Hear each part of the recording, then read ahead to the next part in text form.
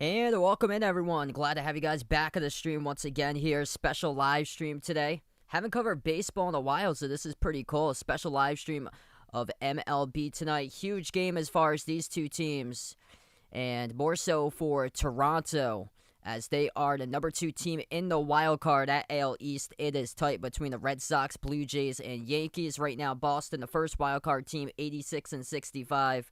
And the Red Sox 1.5 games ahead of Toronto, 84 and 66, which the Blue Jays are a half a game above the Yankees right now at 84 and 67, where the Tampa Bay Rays hold first place in the AL East at 93 and 68. Glad to have you guys back at the channel once again. Jose, Lost Pupper, Shaw, welcome in. Doing pretty well. Things going pretty well here. Blue Jays, this is their second game in this series against Tampa Bay. They'll finish up tomorrow afternoon. This is, of course, big-time series before Tampa Bay or Toronto will eventually play the Yankees a week from today. So that is going to be a massive series, and that could very well determine the wild card between those two teams. And between that, they've got 4 games against the Twins coming up after today's game and then tomorrow's game against Tampa Bay. Toronto's got 4 games at Minnesota, and then they close out at Baltimore. But before they close out at Baltimore, they have that big 3-game series against the Yankees. Toronto has been red hot, though, since August 21st, 21-9 record, and they lead the major leagues with home runs this season. That's led by Vlad Jr., tied with Salvador Perez for first in the major leagues this season with 46 home runs. And Toronto also second in batting average this season behind Houston. So making a big push lately this past month for the postseason. What's good? Jay Ramirez in the stream. Welcome in. Oh, it's been great. All throughout the years, I remember all the classic Red Sox-Yankees battles all throughout the years. It's quite a bit odd seeing now Toronto on the top, which hasn't been that way for quite some time or so. Hey, Joso, what's good? Glad to have you in the stream. Jose, welcome in. His nephew gonna play baseball. That's awesome. Best of luck to your nephew with his game tonight.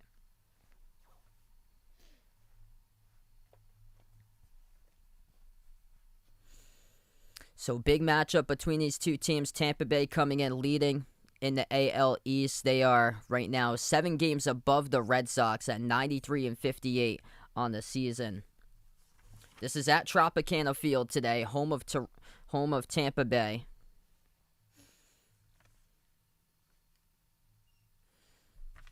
It's going to be Drew Rasmussen who gets the start tonight for the Rays. He's going to go up against Toronto's pitcher tonight in this game, which that will be Alek Manoah. Manoah gets his 18th start. Rasmussen gets his 9th start of the season. Both pitchers have a pretty solid record. Manoah 6-2, ERA of just above 3.30. And then Rasmussen with an ERA of just over 2.5, 3-0 this season. Yeah, I can only imagine. Must be a scorcher today in Tucson. It was nice and cold where I was in the morning. It reached like 40s in the morning. That's like the first time since May. So it's getting, tomorrow starts, the official day of fall starts tomorrow. So once you hit 40s, that's when, the leaves are going to be changing soon. Going to be going from, they already started where I am. They've gone from greens now to like a little bit of yellows. They've already dropped in some places. And then they're going to go soon to oranges and reds. Always a great time of the year in the fall. It was like around a month ago where it was just so hot and humid and sticky outside, and now it's like nice, cool, and refreshing. So we're going to have first pitch in about 5 minutes from now. Glad to have you guys in the stream once again. Special live stream tonight covering some baseball. I haven't covered baseball in a while, so pretty cool to do so. I've been doing a lot of football games since the basketball is in the off season lately.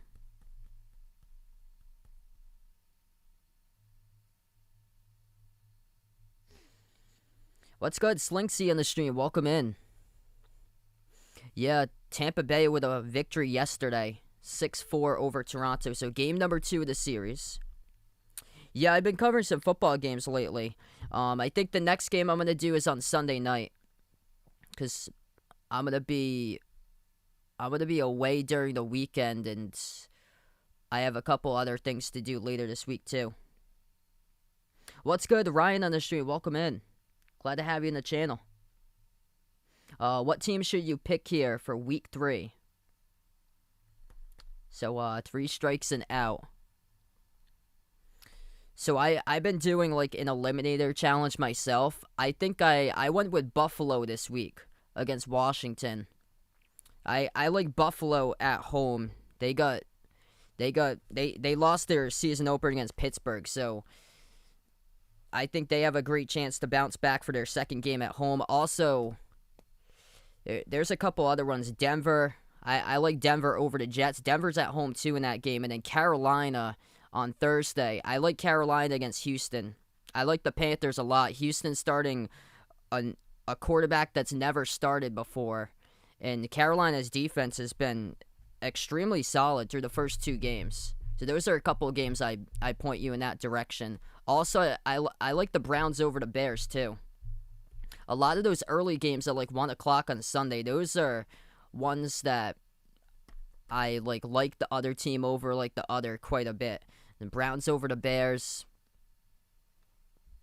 Bills over Washington. Those are 2 of the games in the early afternoon on Sunday. Yes, I'm going to be calling this whole game.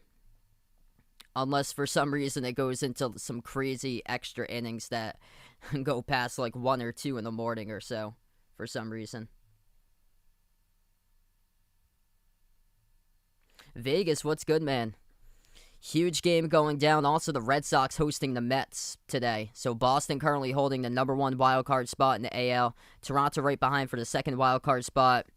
And Toronto a half a game above the Yankees. The Yankees playing tonight as well.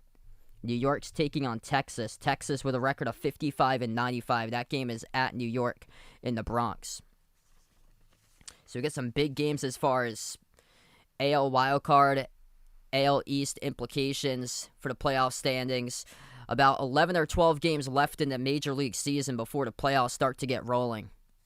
So every single game from here on out, it's big. And Toronto has just been on the verge of something impressive here for the last month. 21-9 record. They got on an 8-game winning streak to start out the month of September. And they have just turned it around for the Blue Jays. Where at one point, I think they were like 8 or 9 games behind the Red Sox, and now they found themselves a little bit ahead for a brief moment of time, and now they're 1.5 games back. So Blue Jays in September, they got a record of 15-4 in September.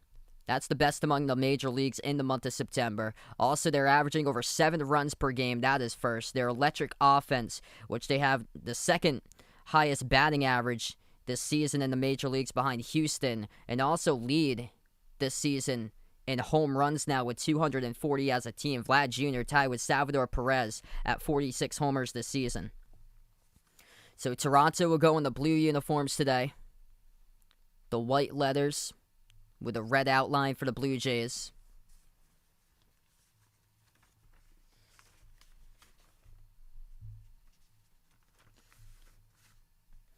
It is Drew Rasmussen for Tampa Bay who will get the start. This will be his 9th start of the season. 3-0 record, ERA of 2.57.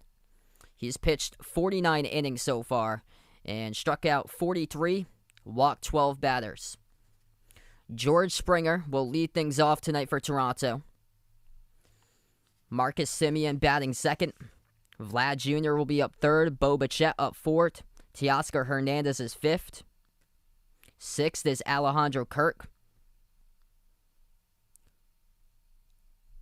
Lourdes Guerrero Jr., he is 7th in the order. And then 8th in the order, Corey Dickerson. 9th in the order is Breivik Valera. So that is the batting order tonight for Toronto.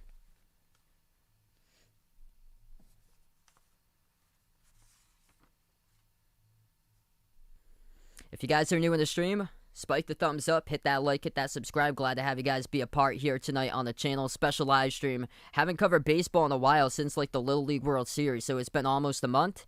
And here we go, some baseball tonight since football is off. Pitching from the stretch, first pitch, as this one gets followed back in the fastball in 95. It's 0-1. So Springer, The leadoff batter to start things off now for Toronto. 17 homers, 37 RBIs. Springer comes into this game hitting .246 in the season, the DH for Toronto. 0-1 pitch, Springer, ground ball, and that's foul towards the third base side.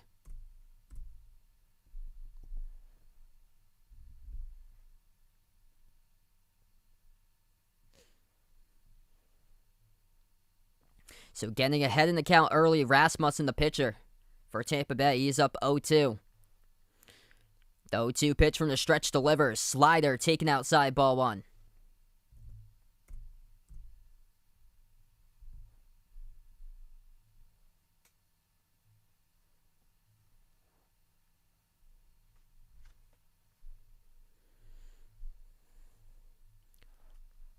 The 1-2 by Rasmussen. Swing and a miss down in the dirt.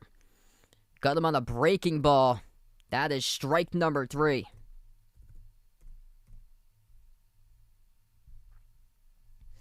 So Rasmussen starts things off, allowing Springer to chase a pitch down in the dirt in a way.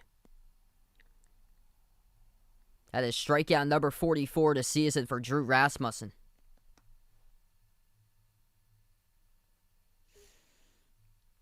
Now digging up the second baseman, Marcus Semien. First pitch takes a fastball on the outside edge of the plate at 95, called strike 1.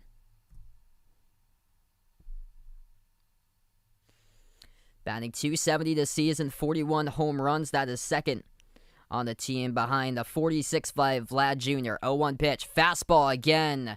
Paints the outside edge at 97. That's called strike 2.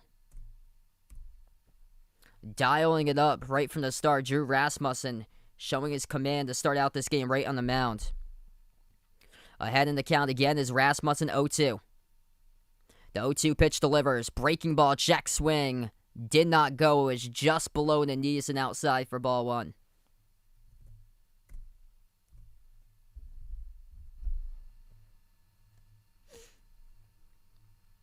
From the stretch, Rasmussen with a 1-2. He delivers. Called strike 3.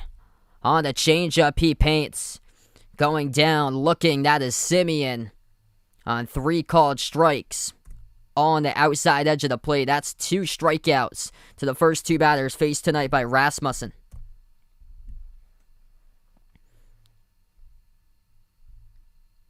What a start here for the Rays. Drew Rasmussen sends down Springer, sends down Semien. And now up to bat, Vlad Jr. Tied in the majors alongside Salvador Perez, both with 46 home runs at the top of the league this season. Right-handed batter to right-handed pitcher, breaking ball. Taken down low below the knees, ball 1.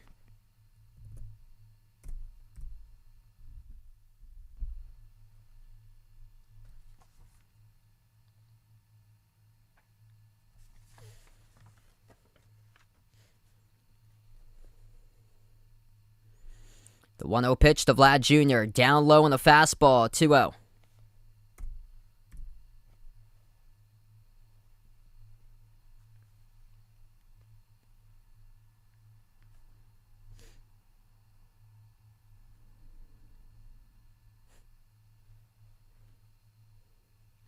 Rasmussen from the stretch here.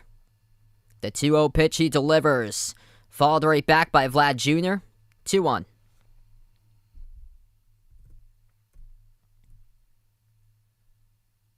Let's see here. I had some pretty good stuff today.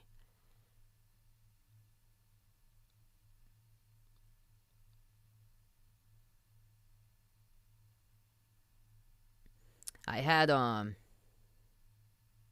couple of granola bars today. This is a 2-1 pitch grounded to the shortstop. Gloved and thrown the first, and that's recorded for out number 3. So a put out recorded at shortstop by Joey Wendell for Tampa Bay. They go down in order. 1, 2, 3. 2 strikeouts to start things off by Rasmussen. And now we'll move on now to the bottom of the first.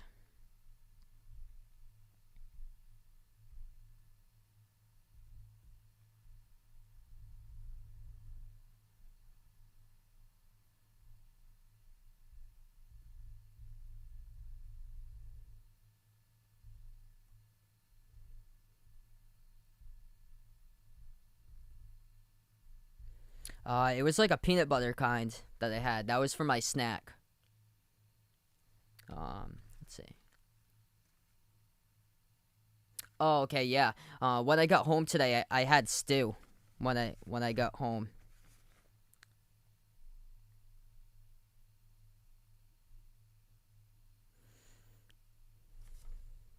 So I had potatoes, I had meat. I had stew when I got home.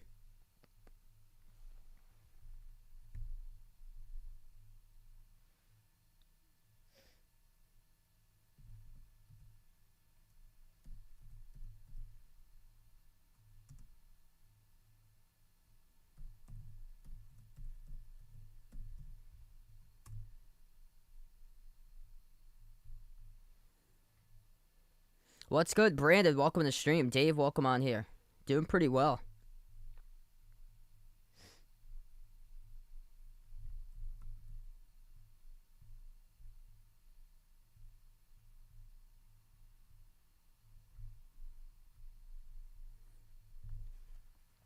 Oh yeah, no. For today, the big part of my lunch I had was like tuna salad that I had today. I usually have tuna quite a bit, like tuna and olives, tuna and like lettuce. I have a lot of stuff that's usually like healthy, or so.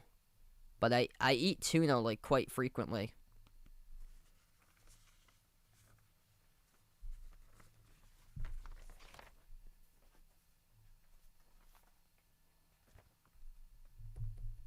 Oh, I had like a Nature's Valley granola bar. It was peanut butter that I had.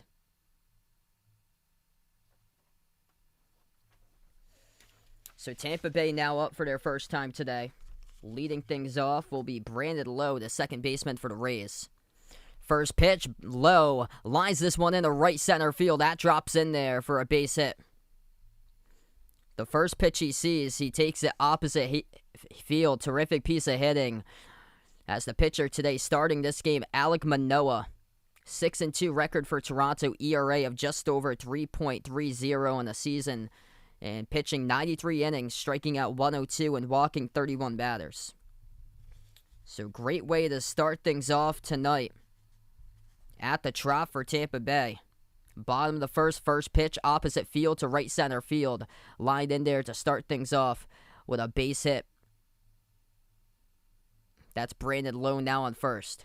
Left-handed batter comes up, number 2 in the order. This is the first baseman, Ji-Man Choi. First pitch to Choi, shakes it down low, below the knees, ball 1.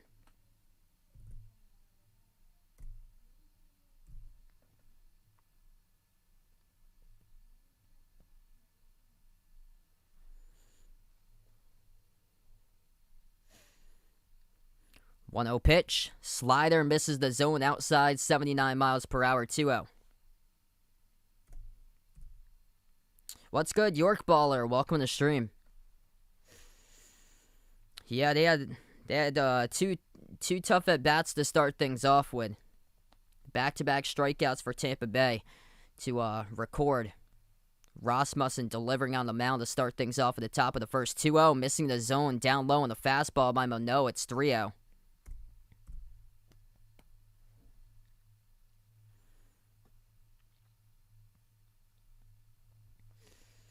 So Choi up at bat. He's seen 3 balls already. 2 of them down low, 1 outside the zone. Manoah with a 3-0, squares the bunt. Pulls it back, ball 4. Cannot find the zone to the left-handed batters. Manoah the pitcher, and now it's 2 runners on to start things off with no down for Tampa Bay.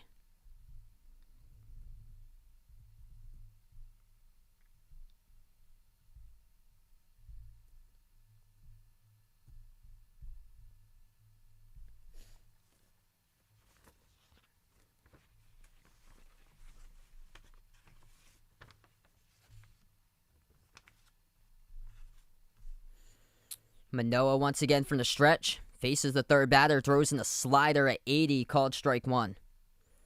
This is Yandy Diaz up to the plate, third baseman today for Tampa Bay.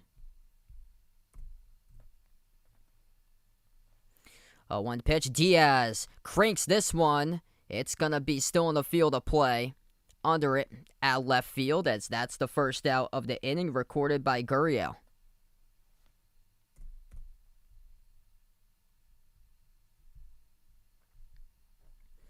So that is now 1 down. Just got a little bit too under that one by Diaz.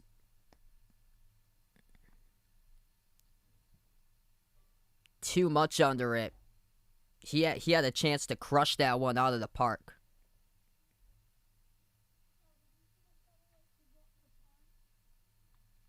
Yeah, I'm pretty shocked that Tampa Bay is still able to retain this. Runners on first and second. First pitch. This pitch is crushed deep to center field, just shy of the warning track, though. And Tampa Bay will record it for out number 2. And the runners will stay put once again at first and second out in center field. To get the second out's Corey Dickerson, and now it's 2 batters down. So Austin Meadows, the DH, flies out. First pitch he sees on a fastball to center field.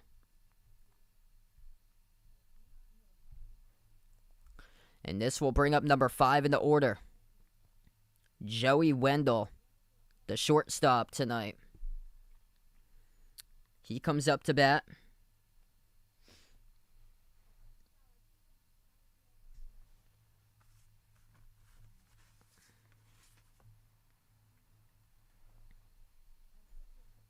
Left-handed hitter Manoah walked the first left-handed hitter he pitched to.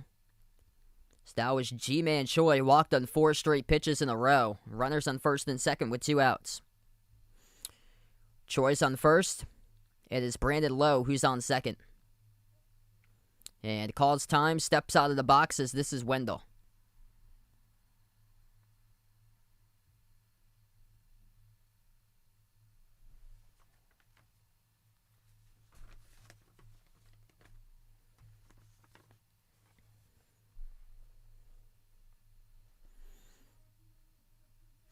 So Manoah here from the stretch, pitching to a left-handed batter, Joey Wendell. Batting .271 on the season. First pitch to Wendell. Outside fastball is taken in there for a called strike. The umpire giving the pitcher benefit of the call right there to go up 0-1 in the count for Tampa Bay.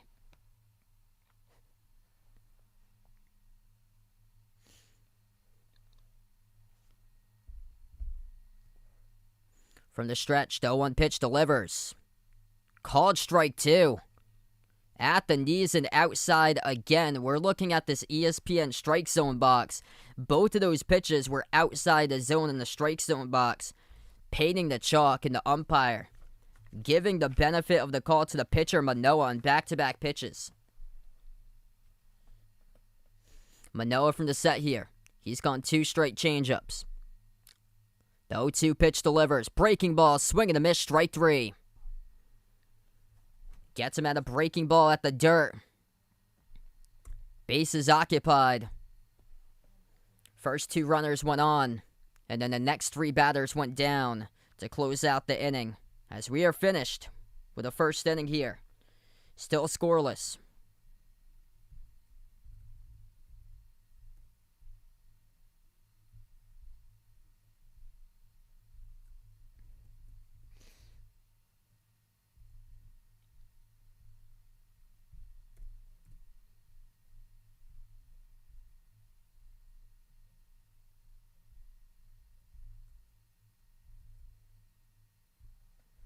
Oh, wow. Sorry to hear that, Jose. Hopefully things will be better there in the future. Sorry to hear that, man.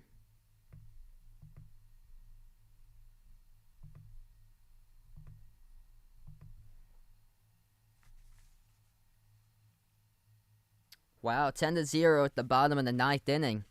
That's big for your Astros right there.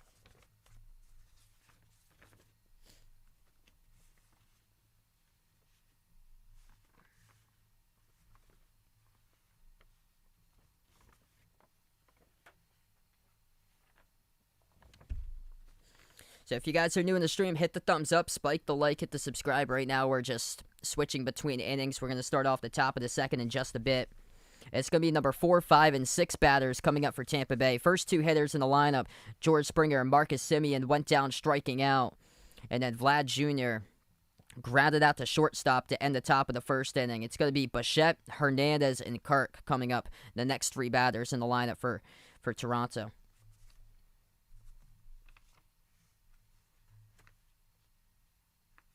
So Drew Rasmussen, terrific job on the mound so far. Striking out 2. Grounding out Vlad Jr. He's found command of the zone. He's going outside in the top of the first inning. Rasmussen going out to the painting the black of the zone on fastballs, hitting up to 97 on his fastball. So looking solid so far.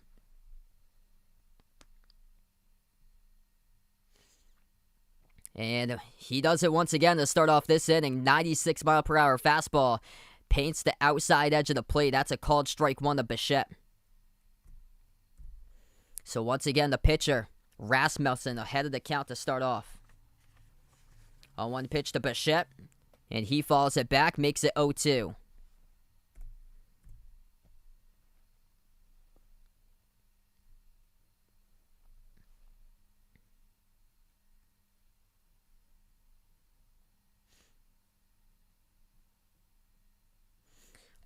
Ahead in the count again by Rasmussen.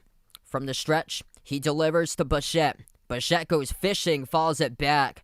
Helmet level on the fastball at 97. Stays alive by Bichette. He is lucky he made contact with that one. That pitch was basically at eye level he was going for. So a lot of tough selections by the batters so far for Tampa Bay. A couple pitch swung in the dirt. And then one at the helmet level. Bichette lucky to fall that one off. Breaking ball 0-2. That goes foul to the right field side. Back-to-back foul balls. Bichette hanging in there. It's going fastball, fastball, fastball. Slider.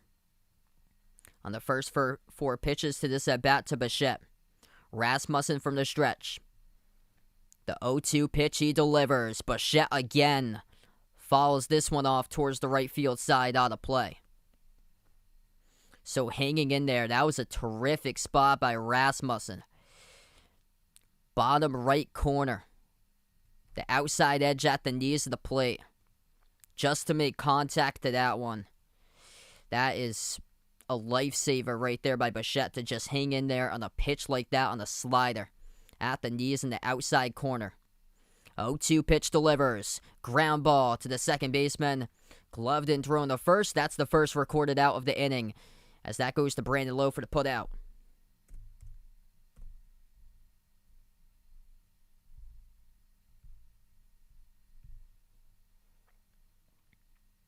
Yeah, that was right before I was born. 93 and 94.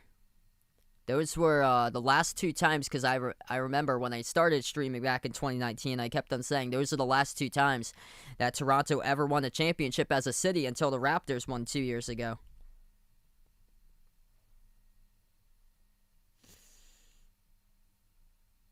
Swing and a miss, strike 1.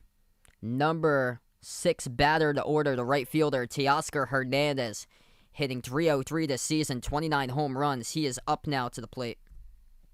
What's good, Dennis in the stream? Welcome in. Glad to have you back on the channel once again.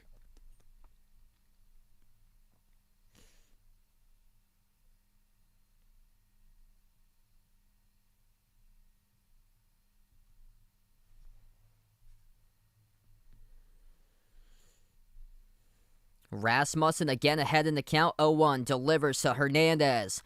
Line drive up the middle. Diving catch, sliding down and gets it. For out number 2 in center field, that is Kiermeier.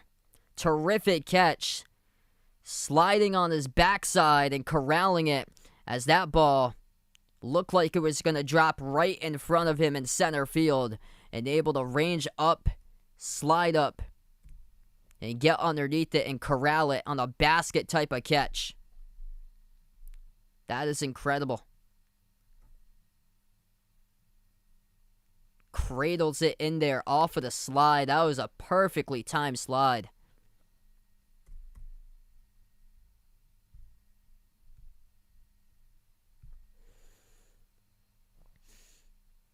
That catch probability, according to the stat box, was 30%. That was a phenomenal catch. Just made it look so easy.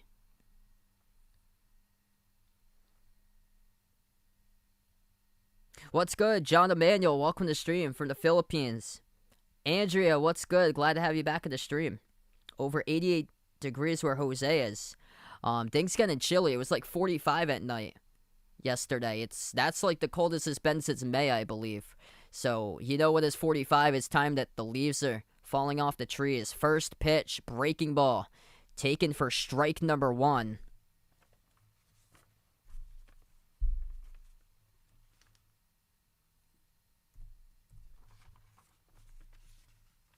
Swing and a miss, strike 2. Rasmussen blows past a fastball, goes right past Alejandro Kirk for strike 2.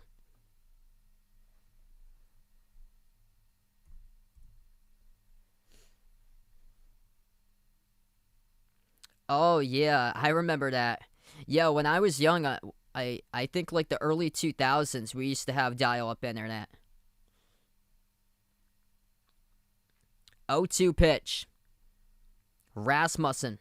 The 0-2 delivers to Kirk. Ground ball up the middle. Ranging to his left. Throws to the first. That's out number 3.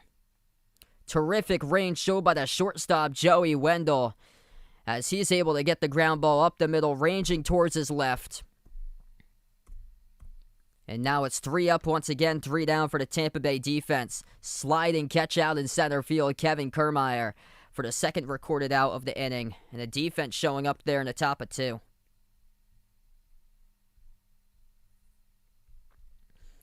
Yeah, so pretty interesting story here is that where my family's summer place is in New Hampshire, they actually ended dial-up internet this past summer.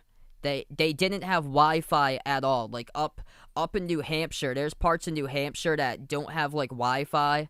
They don't have like internet access in some areas for like miles and miles and miles. And that place where we have the summer place in, and it's not even like up in like the mountains or anything. It's in the lakes region, and on that street there's no Wi-Fi. There wasn't any Wi-Fi until this past summer, where they finally stopped dial-up internet. They have been doing dial-up internet for all these years, even with remote schooling, because one of our neighbors in New Hampshire, they have 9 kids that gets homeschooled, and they get homeschooled, and they're from like, they do sports in the local school district. And yeah, they didn't have any Wi-Fi. They had to share the computer because they have dial-up internet up there until this summer when they finally installed the Wi-Fi boxes finally after all these years. So that's pretty crazy. I was shocked when I heard that. What's good, D Wade? Welcome to the stream, man. Glad to have you back on the channel. Yeah, I can only imagine. Absolutely crazy to have that large of a family. Like, the expenses that come in must just be like through the roof or so. But yeah, different. Calling today some baseball here. I haven't called a baseball game in quite a while, so it's the first time I think I've covered one since the Little League World Series last month. Welcome in, Ian. Glad to have you in the stream once again. So yeah, I've been doing a lot lately. Been calling quite a bit of football games since basketball is in the off season. Basketball coming back the preseason, I think like 2 weeks from now. Opening night is less than a month away.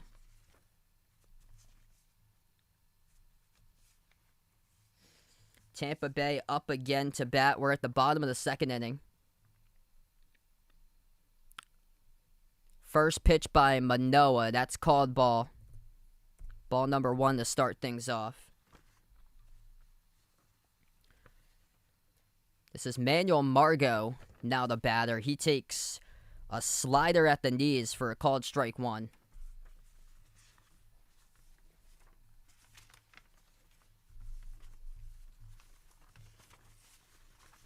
1-1 pitch. Slider misses outside.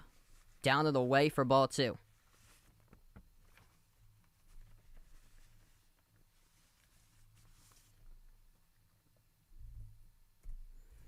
Alek Manoah, 2-1 pitch. Check swing, did he go? Umpire says no go. He did not go. It's 3-1. What's good? Landon on the stream. Welcome in. Hope all is well there, man.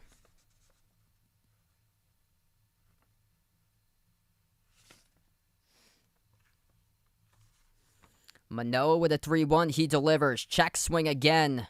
And it's strike number 2. Foul tipped right back into the catcher's glove. So Margot offered to go at it. Number 6 batter in the order, Manuel Margot, hitting .261 on the season. Count is full, 3-2. Fastball. Just below the knees, the umpire says it's ball 4. That could have gone either way. That painted that ESPN strike zone box. That was halfway in, halfway out, right on the line. And the umpire gives Manoah a ball in that circumstance. So that is now 1 runner on board for Tampa Bay to lead things off here at the bottom of 2.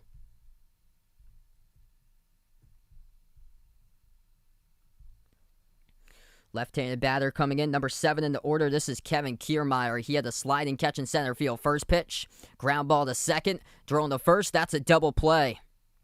Simeon able to get the double play. He was right up the middle. That's Bo Bichette. Okay, so it's Bichette here? Yeah, it's Bichette. The shortstop was up the middle who fielded it. So that is Bo Bichette who got that ball. Tag second through the first double play. So sometimes infield adjustments they have for sometimes the second baseman will take that, especially if there's a runner on first, but the shortstop was the one playing up the middle as they had the infield on had infield rotated there. So that is 2 down. Oh wow, I actually have it before. Yeah, I'm gonna look that up and check it out sometime.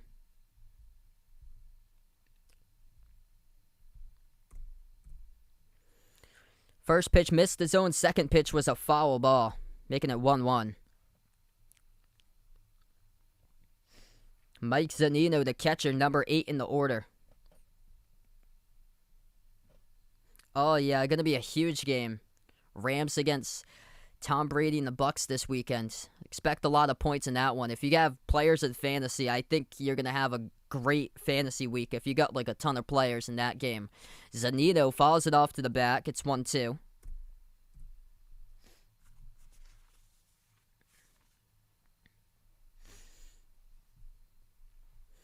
Manoah from the stretch. He delivers the 1-2 to Zunino. Cranked in the right field, and that drops in for a base hit.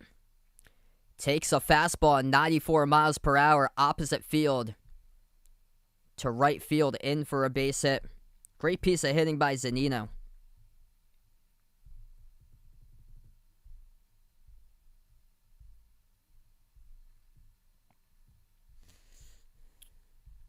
Yeah, that's right. I think I got a couple of cards with him on it. We have like a lot of like baseball cards back from like the 80s and 90s. I actually have Patrick Mahomes' dad on some of the baseball cards. First pitch slider, that misses. Inside and down low. Number 9 hitter is up. As this is Brett Phillips up to bat now for Tampa Bay.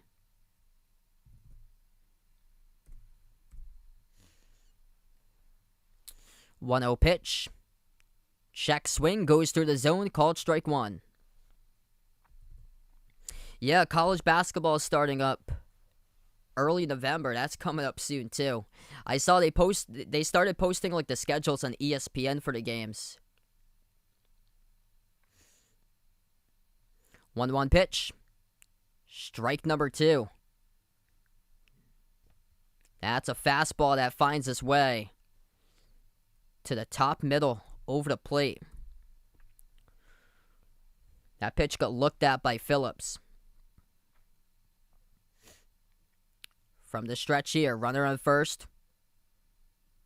The 1-2 pitch delivers, take it up high, misses on the fastball. It's 2-2.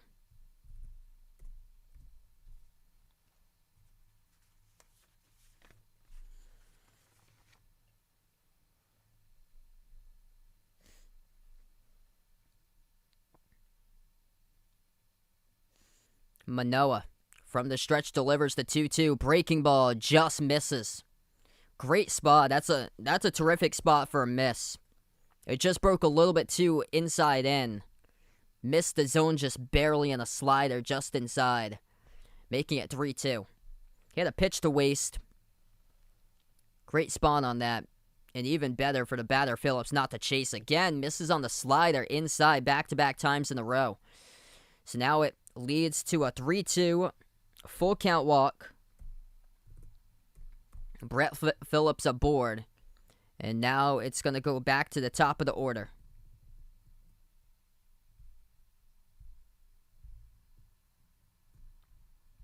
Yeah, I heard. That's phenomenal. Salvador Perez. He's got 46 homers this season. So Brandon Lowe led things off with a leadoff single at the top of the first inning, singling to right field. Lowe once again back to bat at the bottom of the second inning here for Tampa Bay. First pitch to Lowe. That's fouled to the left field side out of play. Yeah, I heard about that today. That's crazy. Ben Simmons just done with the Sixers now.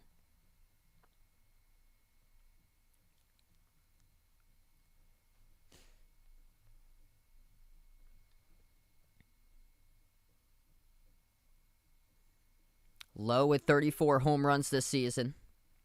One pitch to Lowe. Taken down low, below the knees for ball one.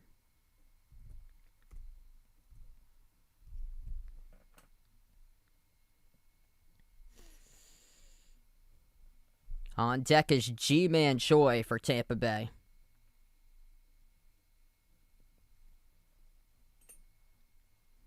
Lowe's got 2 runners on.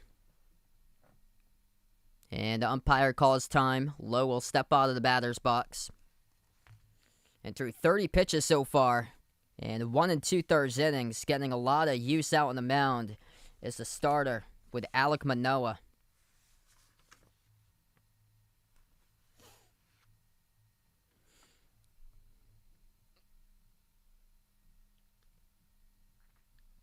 Nobody's yet to break through so far. Manoah through 30 pitches. Rasmussen's pitched 23 and 19 of them strikes through 2 innings for Tampa Bay. 1-1 pitch. That will be foul. Now it's 1-2 as it gets fouled back. I'd probably go Tampa Bay here, since the Red Sox are my team. It's close in the wild card race between the Sox and the Jays right now. And also the Yankees. So anything can happen there. 2 teams are going to make it into the wild card. 1 team's going to be left out. And also in that mix as well as the A's and the Mariners. So it's wide open for that wild card. They have 5 teams battling it out in the American League right now for 2 wild card spots.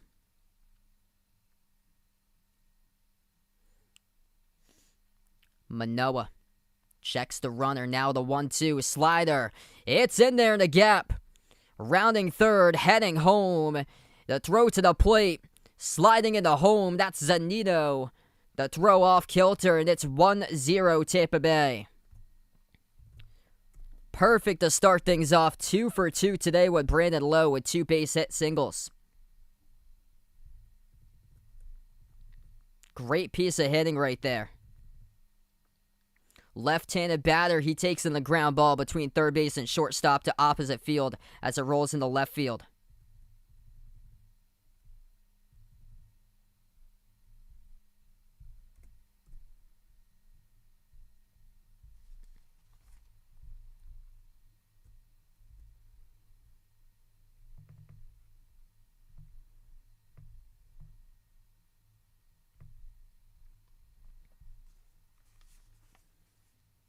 First pitch, that's in there for a called strike to Ji-Man Choi, the batter.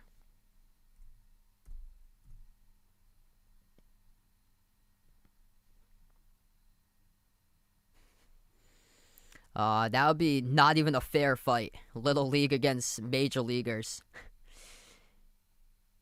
Umpire again will call time.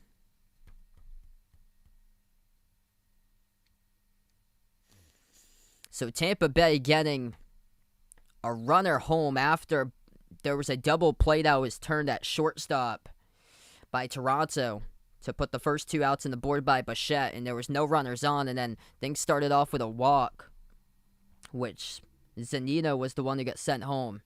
That pitch is fouled right back. It's 0-2.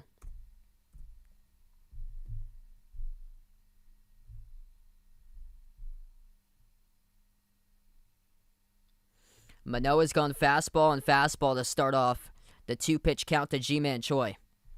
Choi walked his first time up. The 0-2 pitch to Choi, taken up stairs. That's ball number 1.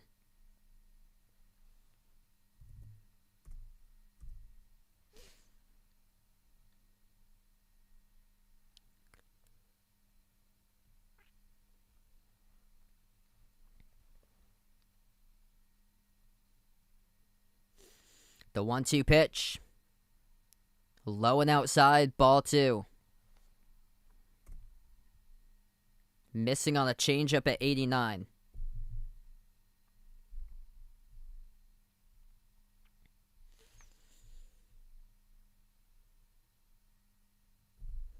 Manoah from the stretch. 2-2 pitch to Choi. Check swing, he held back. The third base umpire says no go. The count now 3-2. Great job to hold back on that.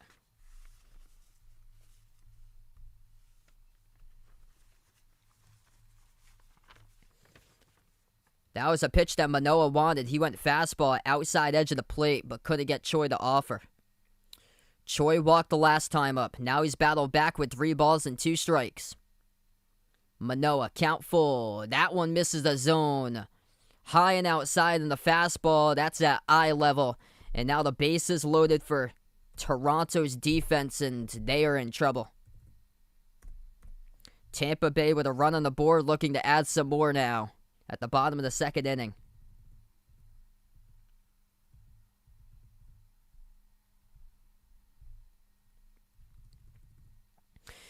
Toronto comes out with a mound visit. So losing his command currently on the mound. It looks like they go out for a mound visit to Manoah. He will stay out there in the mounds. What's good, Braden? Welcome to stream.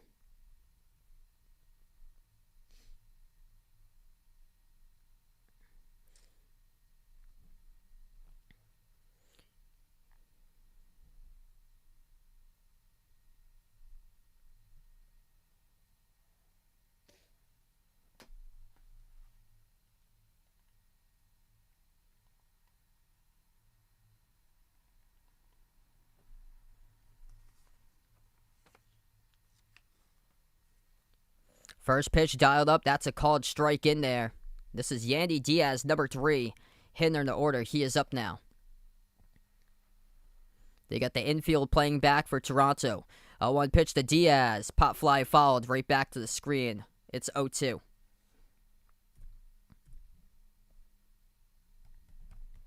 So Diaz this season, 58 RBIs, 12 home runs, batting average of .256.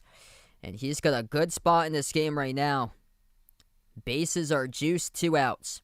Chance for Tampa Bay to strike. 40 pitches through 1 2/3 innings by Alek Manoah.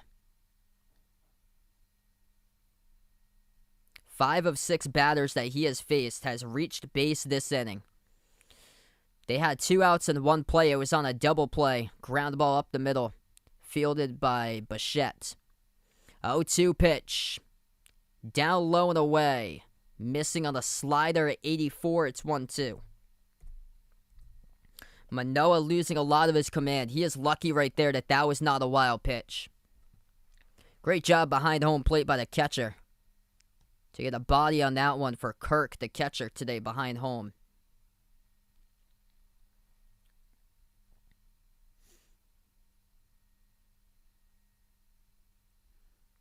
He's going to step off the mound. Call time again for Manoah. They have another pitcher, Taylor Saucedo, left-handed pitcher, now throwing in the bullpen this early on for Toronto.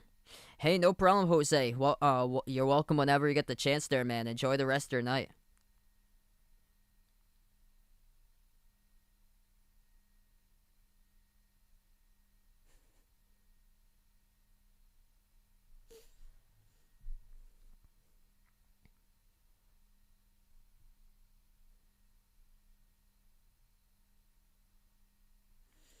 Manoah.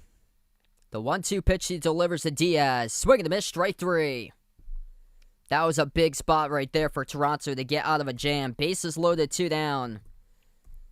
It was a fastball upstairs that Diaz swung through the zone and missed it underneath the fastball up at the top of the strike zone. And that is 3 down now for Toronto. Now we move on to the top of the 3rd inning. Rays strike first, though. Perfect in this game. The leadoff hitter for Tampa Bay, drawing in the RBI, Brandon Lowe. He has reached base twice tonight on base hit singles.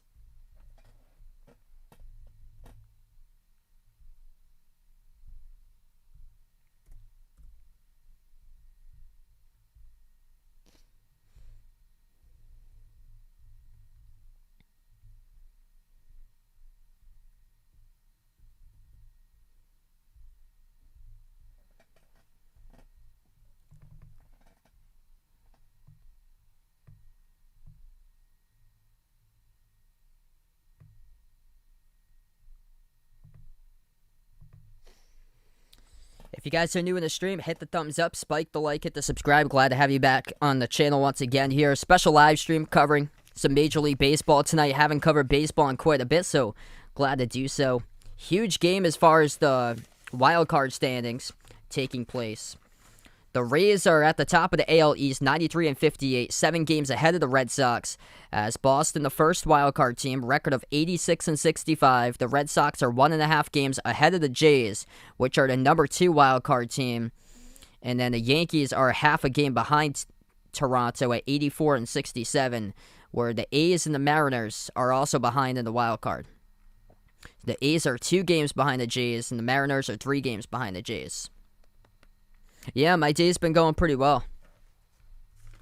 Pretty crazy though today. It's been a crazy week. Things been busy lately. Quick update with a couple scores in the major leagues right now.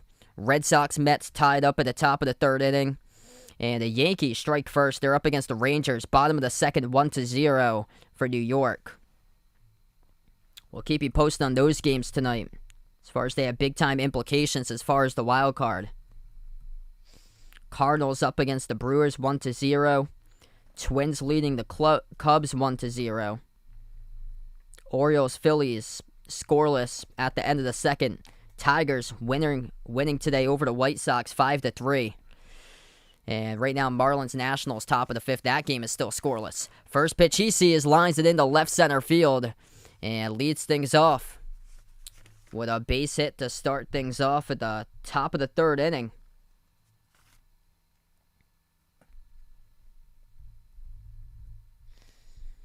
So Toronto now on with 1 on board so far. That was Guerrero Jr.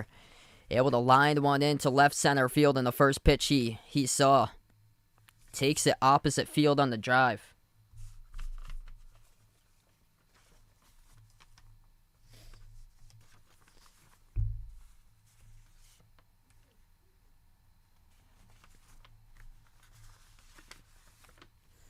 Rasmussen from the stretch. He's going to pitch now. As that is the first pitch. Swung and a miss. Strike 1 high up in the zone. Facing Corey Dickerson, the batter now. Dickerson, number 8 in the order for Toronto. Yeah, sorry to hear that, man. That's tough. They've been like that for quite a while. Just having some tough seasons with, barely getting over 50 wins.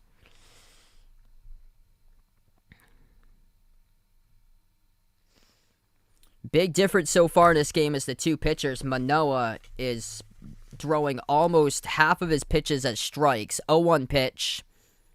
That gets fouled off, making it 0-2 to Dickerson. 23 strikes by Manoah, the pitcher for Toronto, on 42 pitches. Rasmussen, the pitcher, has only missed 4 pitches out of the zone. 22 strikes, 26 pitches thrown. That's impressive. He's had a ton of first pitch strikes. He's been leading off with first pitch fastballs, painting the outside edge of the plate. That's how he's usually been starting off the count. 0-2 pitch. Fastball up high, goes back foul. Still 0-2.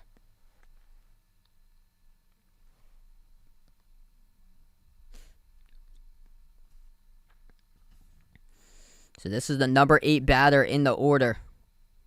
Corey Dickerson for the Blue Jays. And then coming up next on deck is Vladimir Guerrero, the third baseman, number 9 hitter for Toronto. The 0-2 pitch by Rasmussen, breaking ball. Missing inside, it's ball 1.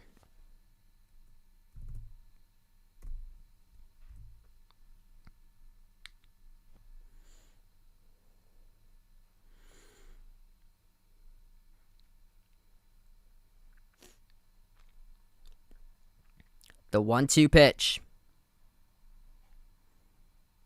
And that's grounded off the second baseman's glove into right field. And now runners will be on the corners. Gurriel turned the corner from second, ran to third. It's runners on first and third now. So Dickerson hits a ground ball off the glove of Lowe, and it bounces off of his glove back into right field.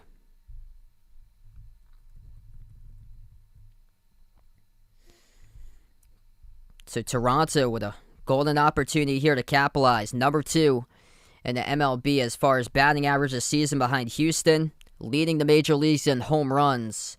And now they have the number 9 hitter in the order coming up, as this is Vladimir Guerrero, batting .266 on the season.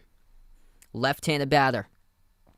Rasmussen delivers the 0-1, taken right at the letters. That's a strike 1. Fastball right at the letters.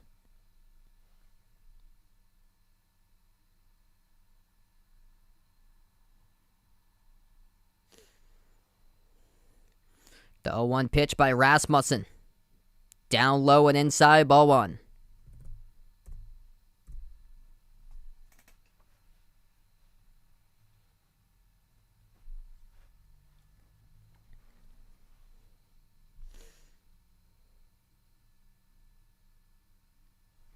Rasmussen with a 1-1 to Valera.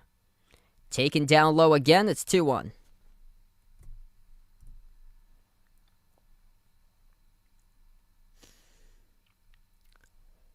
Valera through 35 games. He's just had 14 RBIs this season. He's got 1 in scoring position right now. Rasmussen from the stretch, the 2-1 delivers. Pop fly. And this is drifting towards the left field side and foul.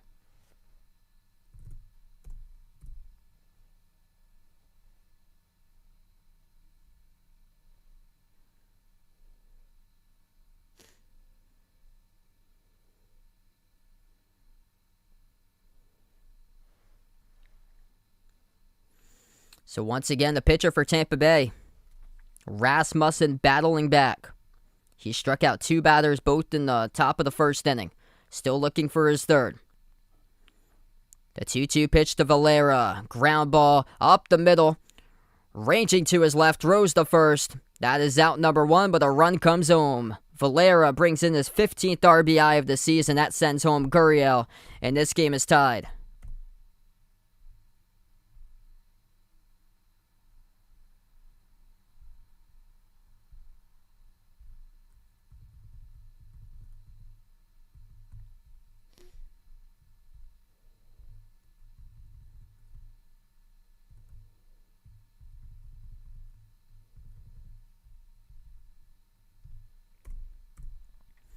So the number 9 hitter in the order does exactly what he does. Moves the runner along. There's a runner on second now. Gets the RBI. Forces the shortstop to range over to his left side, which means they're ranging over to your left. You're already put the throw to first base where you're angled. That's a big, big RBI to tie things up. What's good, Bravens in the stream? Welcome in.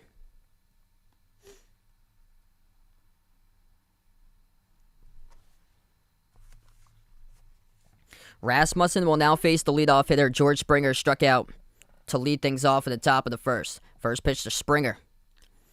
Takes a breaking ball. The outside edge of the plate at the knees. That's a called strike 1.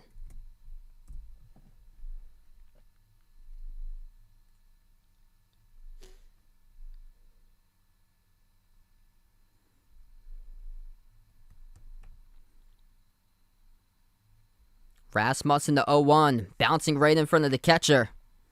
Big stop by Zenito to keep it alive right in front of him. And the runner on second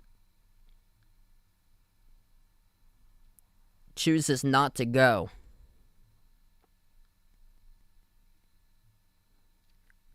So they've got Dickerson on second base.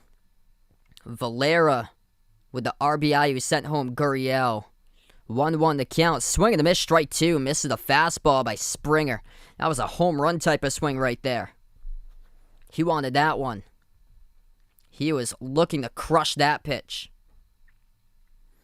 17 home runs, batting .245 in the season for the DH leadoff hitter George Springer. Down in the count once again. The count is 1-2.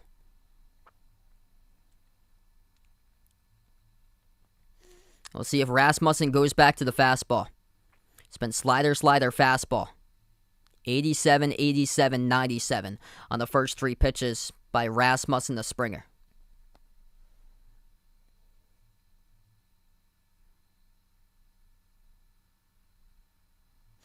From the stretch here, Rasmussen, the 1-2 pitch delivers. Pop fly and the fastball followed back. It will stay 1-2. And Dickerson was trying to steal third that time around.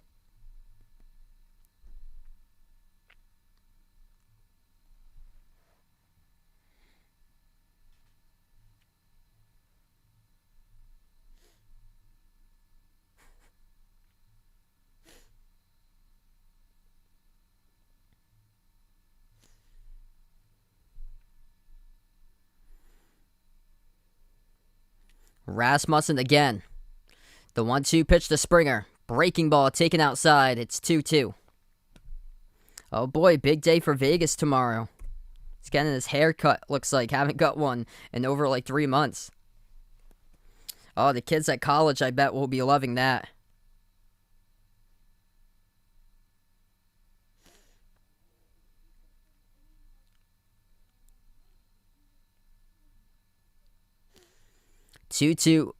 Before the 2-2, goes off the mound, checks the runner at second.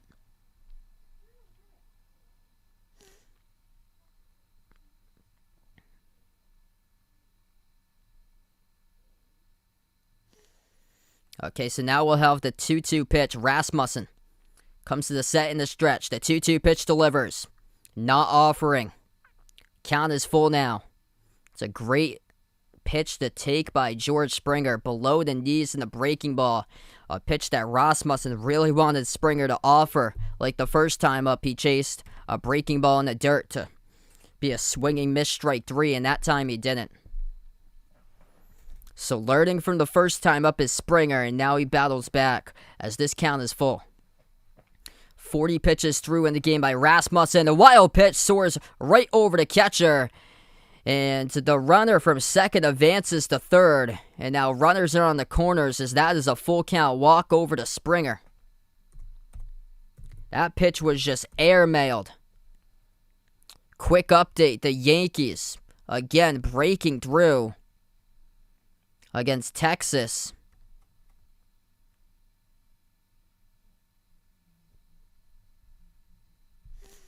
New York is up at the bottom of the third, 1-0.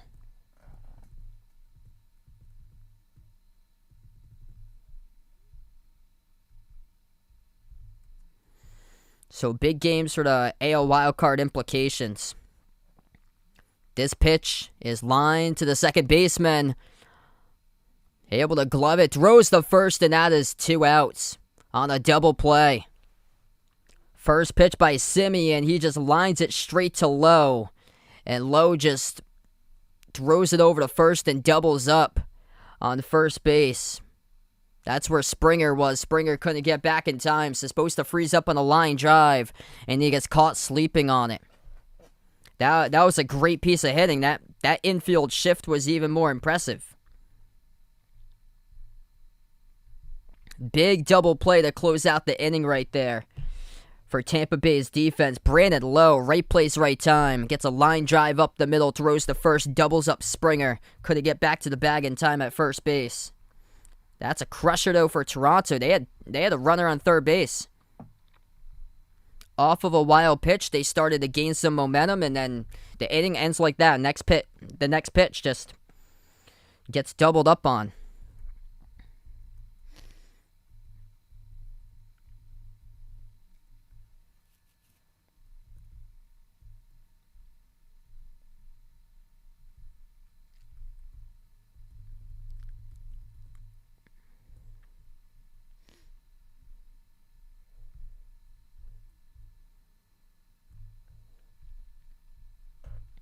If you guys are new in the stream, hit the thumbs up, spike the like, hit the subscribe. Thanks so much for watching tonight. Special live stream covering some baseball action here. The majority of my content I usually covers actually basketball, play-by-play, NBA, and college basketball, but I do cover other sports too, from football games, NFL, college football, to baseball games from Major League Baseball. I even covered the Little League World Series last month. I've also covered other sports too before, like tennis, the hot dog eating contest on the 4th of July, even lacrosse and some NASCAR as well. Yeah, it's... baseball is just massive out in Latin America.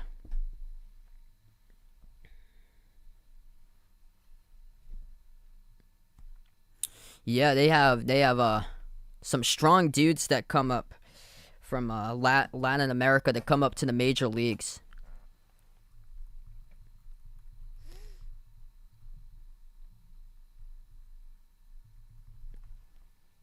So now we're at the bottom of the 3rd inning.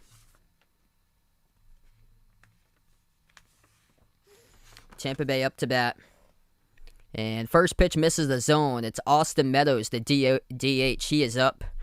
25 home runs and 100 RBIs even on the season.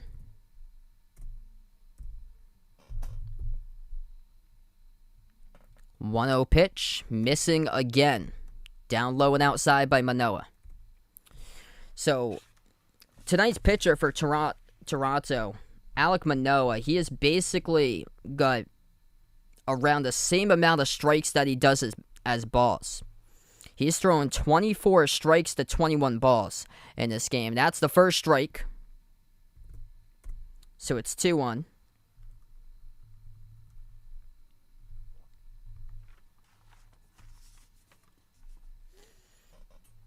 Two-1 to Meadows, delivers. Down low below the knees. On a slider, misses the zone. It's 3-1. What's good, Randy on the stream? Thanks so much for joining in. Appreciate it.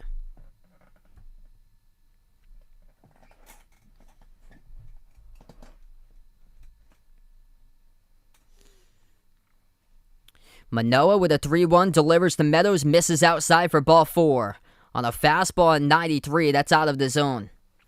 So we've seen it from time to time tonight, missing specifically the left-handed batters. He is missing down low and inside, and then he misses outside on the count 2 when he throws the fastball. He's been missing his breaking balls to left-handed batters, low and inside. So that's a 5-pitch walk to lead things off to Meadows at the bottom of the 3rd inning.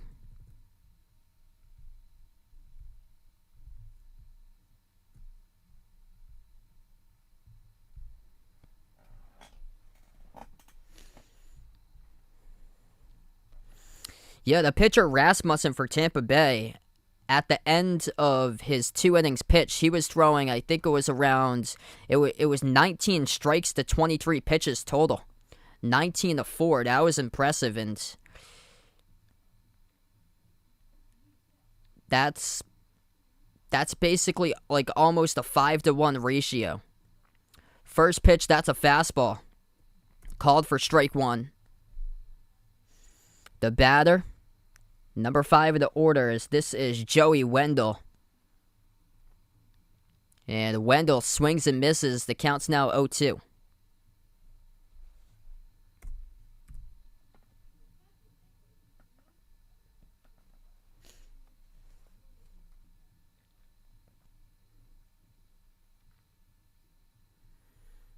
Manoah from the stretch. The 0-2 pitch delivers to Wendell. Swing and a miss, strike 3, and a changeup on the outside part of the plate at the knees. Third strikeout tonight for the Jays by Alek Manoah.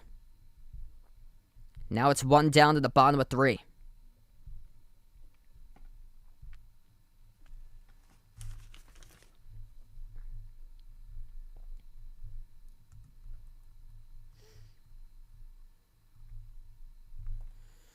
I'm going to go with the Giants this year if I had to predict. They've been super impressive. I thought the Dodgers at the beginning of the season would take that division. The Giants have been shockingly terrific this season. And there was talk like back in April that the Dodgers could like possibly win like upwards to like 120 games at one point. First pitch, that's in for a called strike one. This is Manuel Margot hitting .261 in the season. Left fielder tonight for Tampa Bay.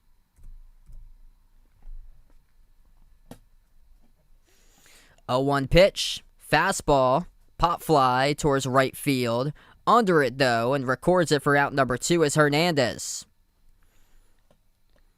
The runner will stay put at first with Meadows, and that is now 2 outs for the Toronto defense.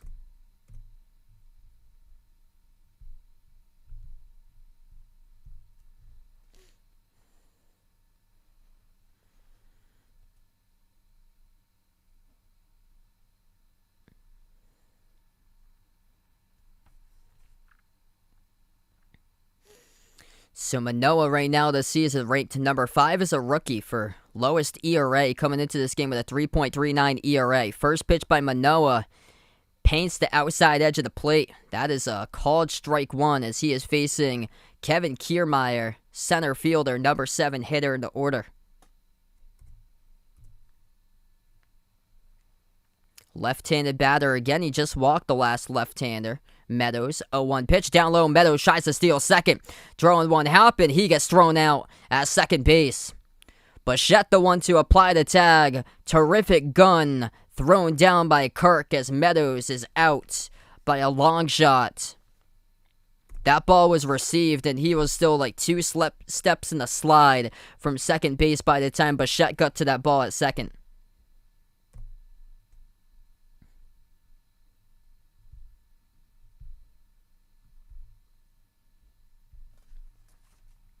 Hey, what's good, Playboy Brian? Welcome to stream. Same with me.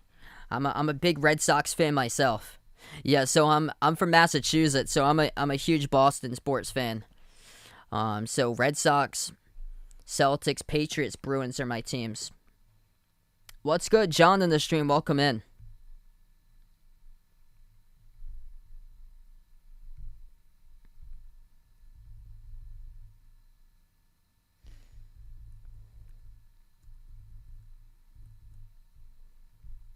Yeah, thanks so much, Jay Ramirez. Appreciate it, man. Yeah, baseball was the sport that, the main sport that I used to play. So I played basketball all the way up through middle school, but the main sport I played into high school was baseball. I think it was probably because of my height, because when I played basketball, I was like point guard or so, but I'm not really that tall. And then when I got into high school, everybody else started to get like to like the above like 5'10", 5'11", past 6 foot, where I was well below that. So I kept with baseball, and I found that a lot of the pitchers when I played had a ton of trouble like pitching to me, trying to find the strike zone. So it worked out in my favor. I played second base. That was my main position. And I also was like leadoff hitter a ton because I was like super fast.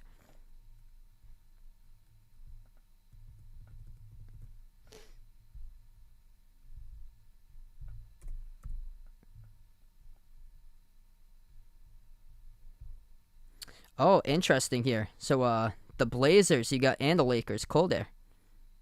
What's good, Andrew? Welcome to stream.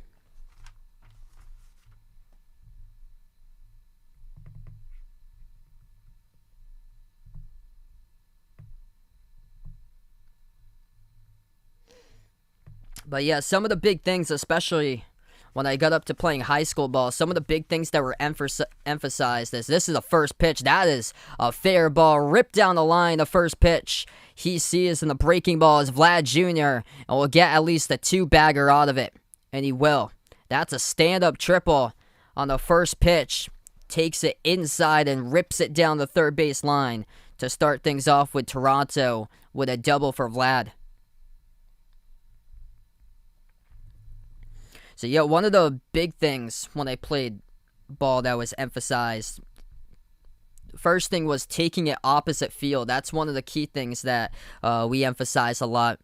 Those outside pitches can make the difference if you take it opposite field. Right there, Vlad Jr. did a terrific job. He saw the inside pitch and just ripped it down the third base line. And then also the other key was that we were like a smart team when it came to base running, like moving the runner over. We used to have like a ton of signals for like hit and run type of plays, and like getting the ball into the gap, like with like putting it to like the right field side on the ground to make sure to push over the runner. So we had a ton of that going on.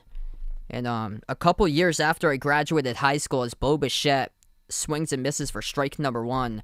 My high school team actually won their first ever baseball title, and it was on a sacrifice bunt in extra innings. I think that was like 2 years after I graduated. 0-1 pitch. This is a foul ball. Opposite field, hit by a Bichette to the right field side, foul. Trey, what's good? Welcome to the stream. So it's 0-2. Vlad Jr. on second. Bichette now the batter. Rasmussen threw 45 pitches so far tonight. Here's the 0-2 by Rasmussen. Breaking ball again. That gets foul. We've seen that a lot from Bichette today. Staying alive with opposite field foul balls. Saw in the first time he had his appearance. Bichette 0 for 1 today with a ground out to second. And now he's done it twice. 2 foul balls to the right field out of play.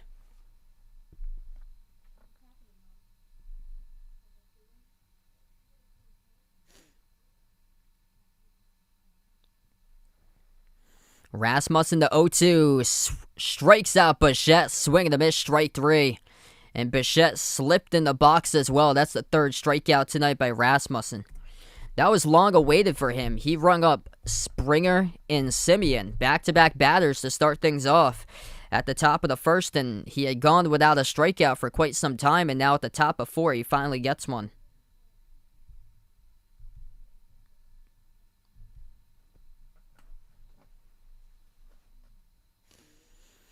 So it is tight there in the wild card race. Red Sox a half a game above the Jays, 86 and 65 Boston. Jays 84 and 66. Or Red Sox are 1.5 games above the Jays. The Jays are a half a game above the Yankees, that is. First pitch taken up in the zone, just above the letters. That's a called ball. The hitter, right fielder Teoscar Hernandez.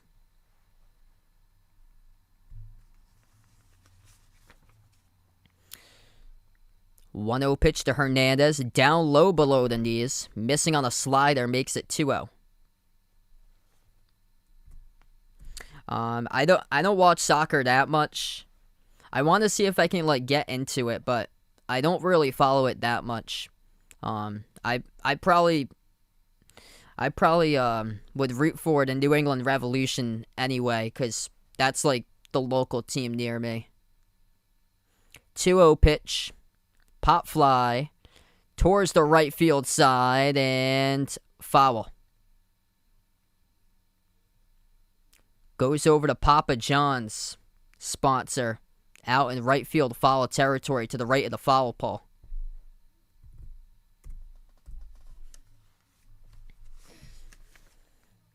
Yeah, I want to like learn some more sports to cover someday for different sports. I've never like been big into soccer, but I want to see if I can cover it. Actually, when me and one of my friends, we actually play FIFA quite a bit, and that can get really fun. 2-1 pitch. What a snag by the catcher. Mike Zunino picks that one from the sky and saves a wild pitch. Wow. That looked like that was going to just soar over the catcher's head, Zunino. He just stands up and just picks that one up. That's awesome. 2-time champions in your soccer league. That's great. 3-1 pitch. Breaking ball. This is swung on. Pop fly into left center field. Under it. Records it for out number 2. As that is Margot out there for the second out for the Rays.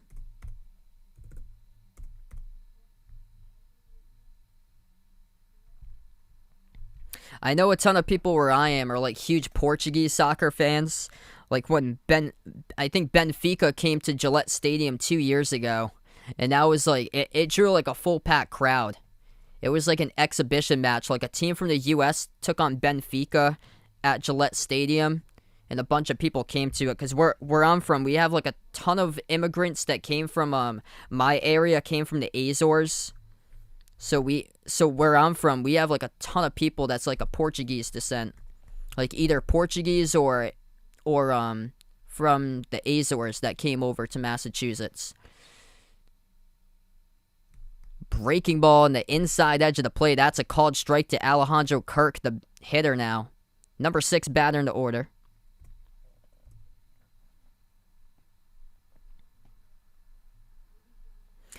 That's right. That's definitely a sport I want to cover someday is field hockey. So I've done volleyball now. I want to see if I can get down field hockey for next year when I have time. 0-1 pitch. That gets followed back. Makes it 0-2. So Rasmussen's been ahead in the counts quite a bit today. This will be his 55th pitch of the game. That's unfortunate. 2-3. Still a lot of time, though. Losing today 2-0 for Vegas's high school team. Still a lot of time there. Hey, I heard there's a film shoot that they're doing for in Lincoln that they're doing. Like a Halloween type of film, I heard. I was watching it on the news today. That must be pretty cool. 0-2 pitch. Breaking ball, swing, pop fly, and foul. So Kirk will stay alive.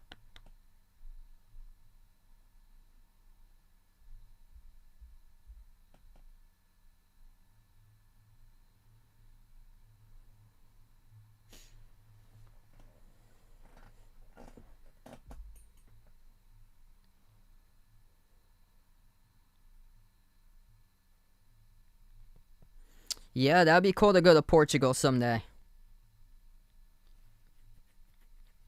I heard it's beautiful.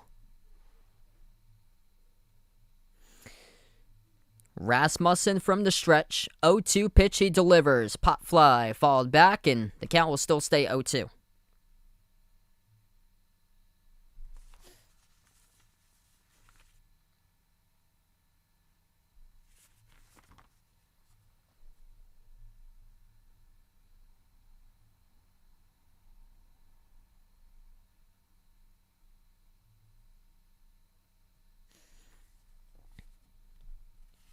So once again, Rasmussen. He will do another 0-2 pitch, and a fastball gets followed right back to the screen again. This pitch count has been 4 straight foul balls now in a row. This is the number 6 hitter in the order, catcher for Toronto, Alejandro Kirk.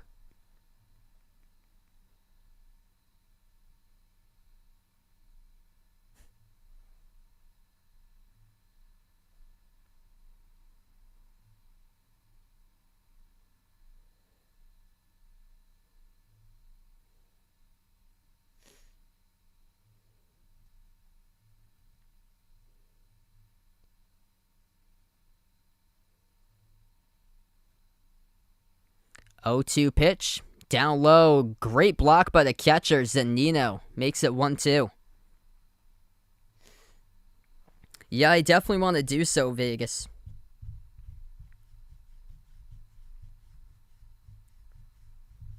I'm going to spend like a lot of like the next like off season or so trying to get down like some like new sports or so when I have a chance. It's pretty cool. I've done 2 new sports in the month of September, which is great.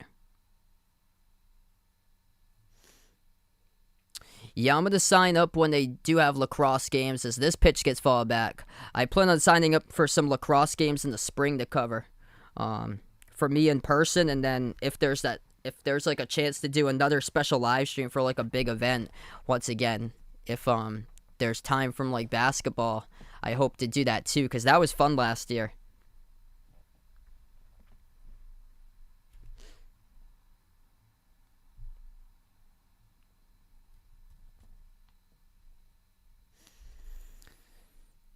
4 sliders, 3 fastballs on 7 pitches to the batter, Alejandro Kirk, as he is still alive right now. This will be pitch number 60 by Rasmussen, just working the count. Either way, this has been a tremendous at-bat. Whatever happens here, the count now 1-2.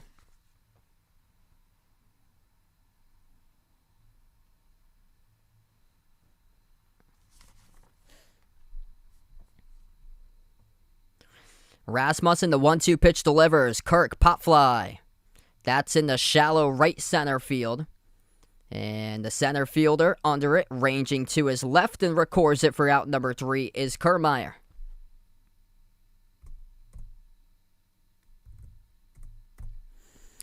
So that is the end of the top of the 4th inning. Vlad Jr. ripped one down the third base line. He got a stand-up double out of it. Nobody able to advance, though, Vlad Jr. around the base paths even further. He stayed put at second. Yeah, preseason basketball is coming up fast. I think so. I'm going to take a look at that schedule. I think I saw that for Nets versus Lakers in the preseason. Yeah, some of the preseason basketball games, they put when, like, football is going on, like, in the middle of, like, Sunday night football.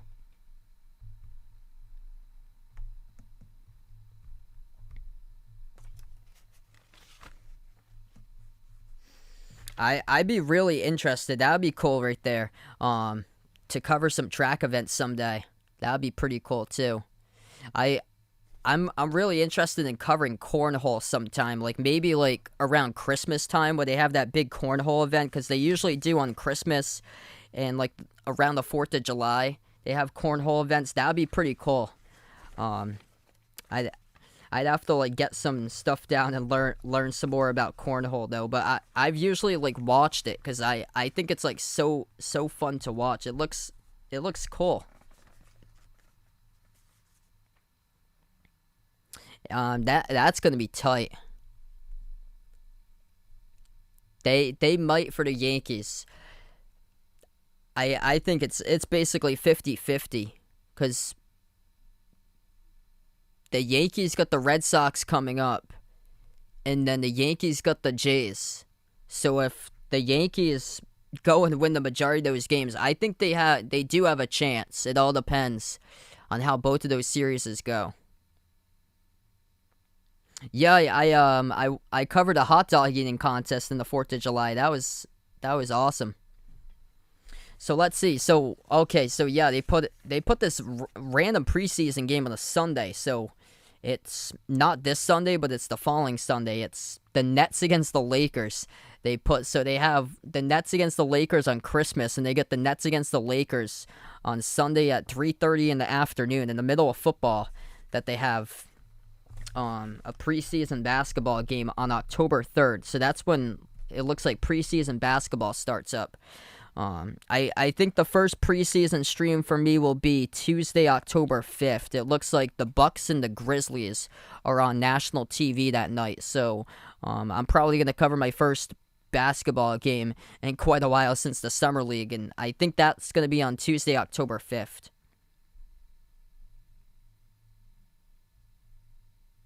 Yeah, there was no title this year between the U.S. champion and the international champion. They just had the U.S. play each other this year. The international teams didn't go to Williamsport this year, so that's why they had 2 U.S. teams to fill out the 16-team bracket.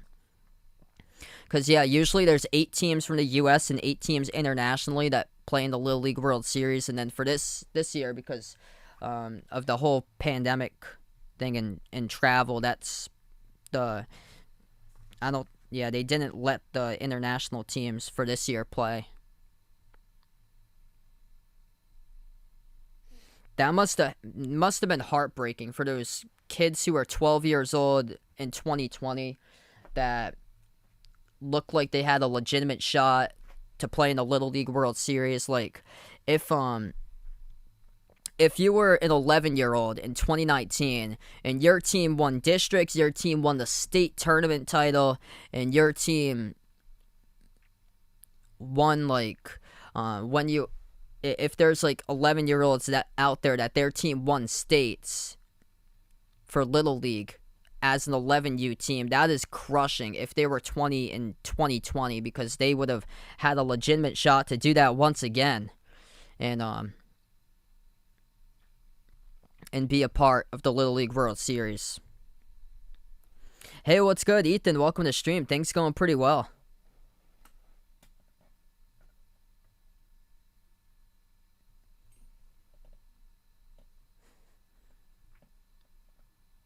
Yeah, the umpires they have are like volunteer umpires. They don't get paid at all, I don't think. So Blue Jays going to have a new pitcher on the mound. Or no, they're going to stick with Manoah. Manoah's just going through some more warm-up pitches. They came back from the break early. Okay, so it looked like, because the camera was panned on him for extended warm-up pitches, but Alek Manoah is still out there for the pitcher. So Manoah's going through deep in his count. 3 innings pitched, 54 pitches through. He's only thrown 30 strikes, 24 balls. Yep.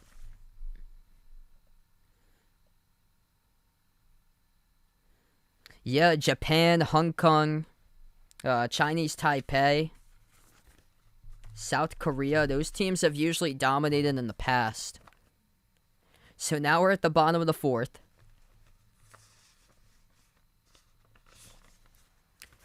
Tampa Bay up to bat here. This is a center fielder, Kevin Kiermeier, starting things off. Number 7 hitter in the order. First pitch, he falls that one back.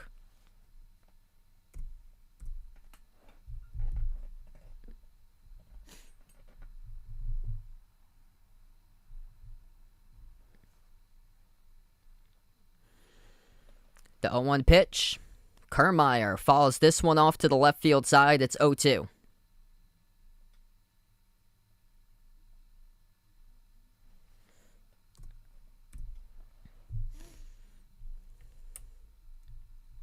Yeah, these games keep on getting longer and longer, and the pitchers have gone less and less.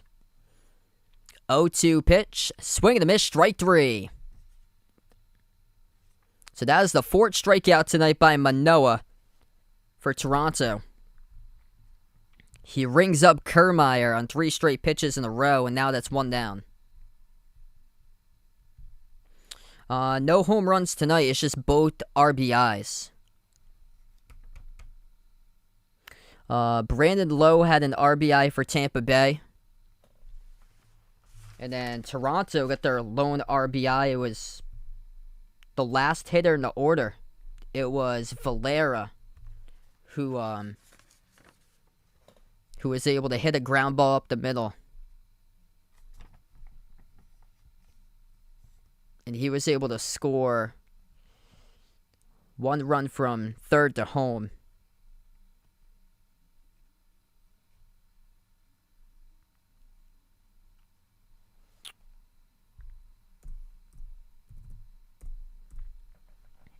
So 1-1 now the counts. This will be the 60th pitch coming up. Thrown by Manoah. He's got the hitter now. This is Mike Zunino, catcher for Tampa Bay.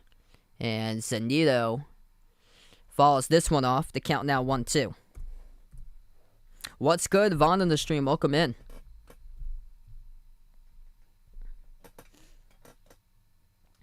Here's the 1-2 pitch. Swing and a miss, strike 3. That is back-to-back strikeouts. Terrific start by Alek Manoah here at the bottom of the 4th inning for Toronto. Now he's got 2 down.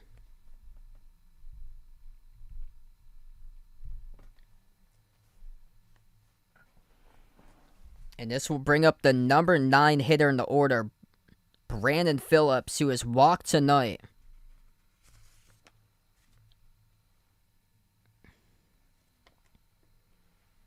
Or Brett Phillips hitting just 208 on the season. As Brett Phillips up to bat. First pitch, that is inside for ball 1. So 13 homers this season for Brett Phillips.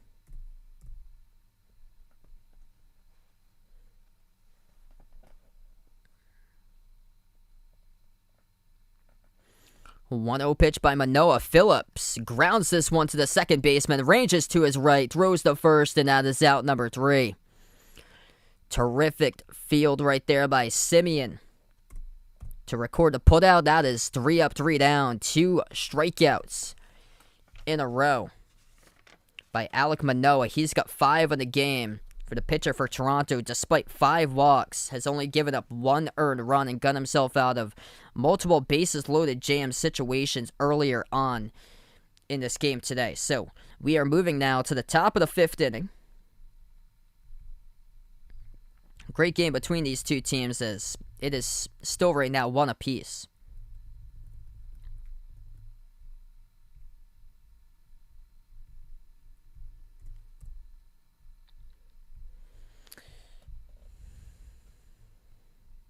Due up for Toronto, number 7, 8, and 9 hitters, Gurriel Jr., Dickerson, and Valera, all coming up to bat.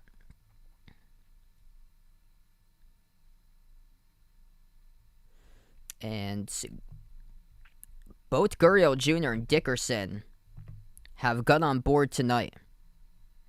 And Valera was the one with the RBI.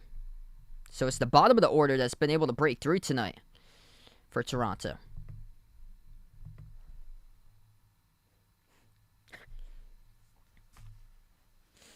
Yeah, probably. Yeah, I'm more of a fan of hamburgers than hot dogs. Yeah, I heard about that. That's crazy. Ben Simmons just not going to show up.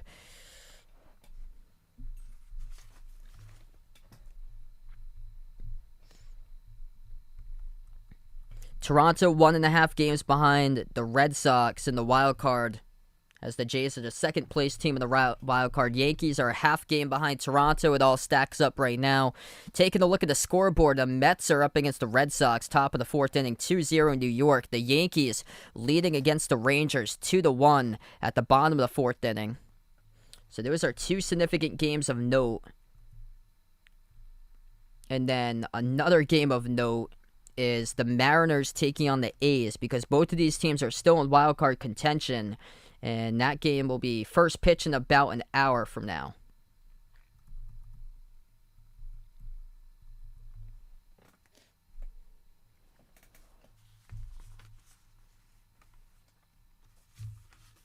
Hey, what's good? Harry, welcome to the stream.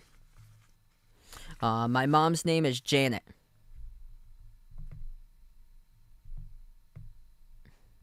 And my dad's got the same name as me. My dad is Sal Jr. I'm actually Sal the 3rd. So my grandfather's Sal Sr., my dad's Jr., I'm the 3rd. First pitch in there, breaking ball. Was a strike that was called. And then second one was in there. Yeah, I don't mind. 1-1. Down low below the knees, it's 2-1.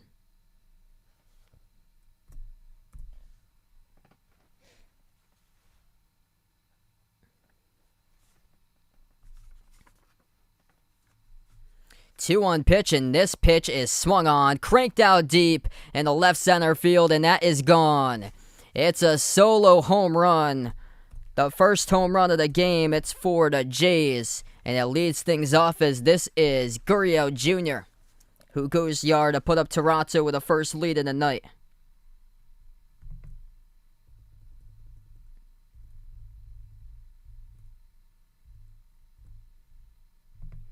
Get that home run hype out in the chat. Sees a pitch on the inside edge of the plate and just delivers. Shortens up his swing. And Lourdes Gurriel Jr. takes that one yard over to left center field.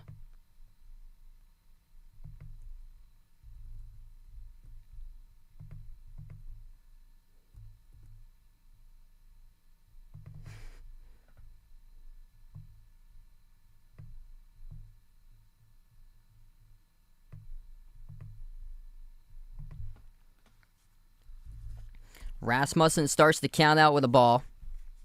He's facing Dickerson, who puts this one to first. It's glove, though, underhanded to Rasmussen. And that's a putout, recorded by G-Man Choi.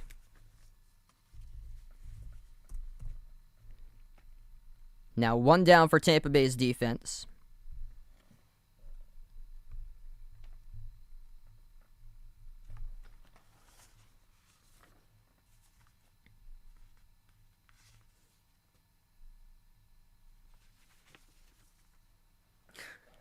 That would be a no right there.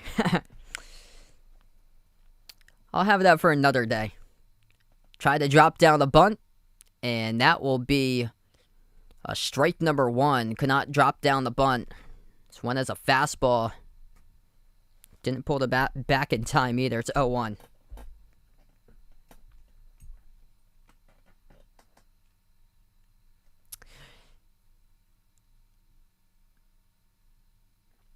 Oh-1 pitch, breaking ball. Strike number 2.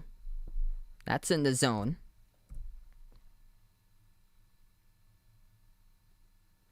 Rasmussen facing the number 9 hitter, Valera.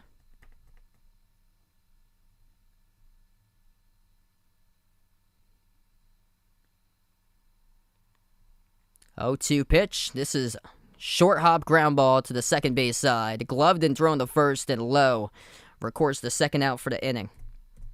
I've actually never had anybody recognize me before out in public. That'd be cool someday, if that ever happened.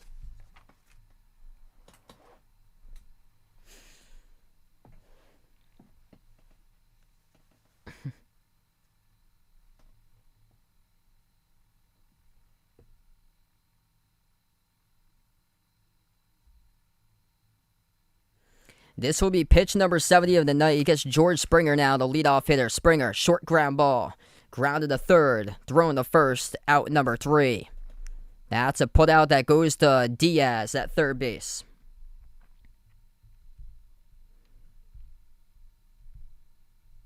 So we have ended up past the top of the 5th, now moving on to the bottom of 5. Damage done by Toronto. They take the first lead of the game, going Yard to lead things off. Solo shot to start things off. Lourdes Gurriel Jr.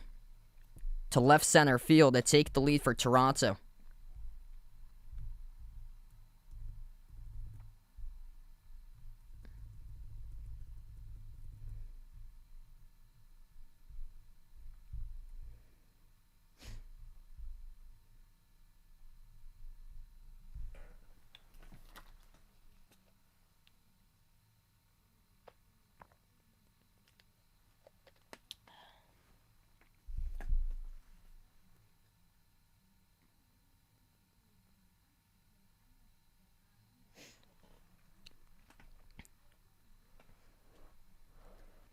Yeah, that would be a good World Series there. Dodgers and White Sox.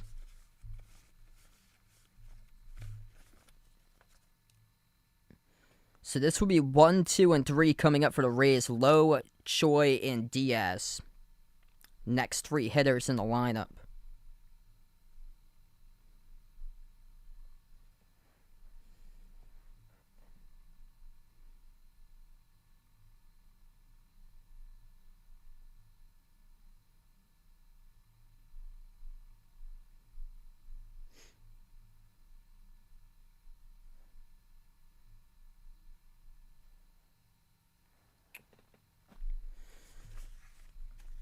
So right now we're at the bottom of the 5th inning, just currently on a little bit of a media break. If you guys are new, make sure to hit that thumbs up, spike the like, hit the subscribe, and glad to have you guys back in once again tonight.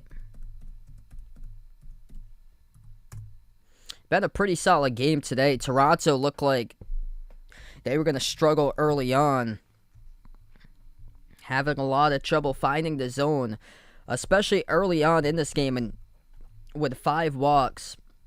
Was the pitcher, Alek Manoah. He's got 5 strikeouts and 5 walks, but still, he started to find his command. The last inning was the best one he ever had so far.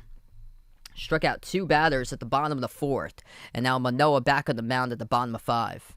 So we're back into action. Manoah dials up a first pitch, foul ball, as that will be 0-1 the count. This is Brandon Lowe, the batter. He is perfect today, 2 for 2. He's got the lone RBI for Tampa Bay. Single to right in the first inning, single to left with an RBI, scoring Zanito, sending Phillips to second at the top of 2. And now, or at the bottom of 2. And now up at the bottom of 5 for Tampa Bay once again is Brandon Lowe. 1 makes it 1-1. The 1-1 pitch, that bounces off the plate. Breaking ball, it's 2-1. I think so, Vaughn. I think so. Because if you want to go to a sporting event for a lot of these places, you need to start getting that. 2-1 pitch, slider, fouled to right field. Yeah, because I was looking up a lot of the stuff in order to go to, like, games, I think at BC, because I was checking to see if, to possibly go to, like, a college football game at BC. And, yeah, you have to show proof at the door that you've gotten both of them in order to attend games. 2-2 pitch. Slider misses inside. It's now full.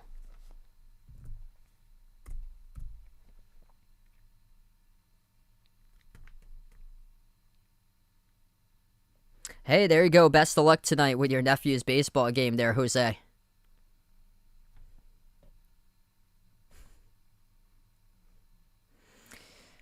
Full count, Manoah delivers to Low. Pop fly, followed back. Stays alive, it's 3-2.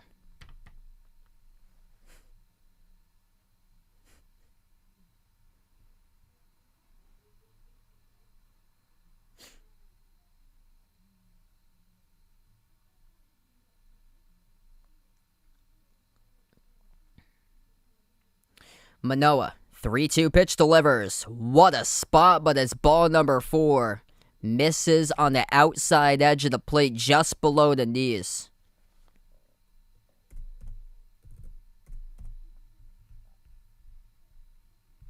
So now Lowe has reached base 3 times, and he does with a full count walk.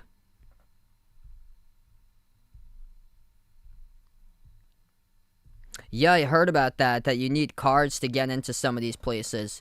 Yeah, in order for me to start off for the college announcing, I had to send proof in order for me to get in with my card. First pitch sent to G-Man Choi, falls off a fastball back to the screen. That's 0-1.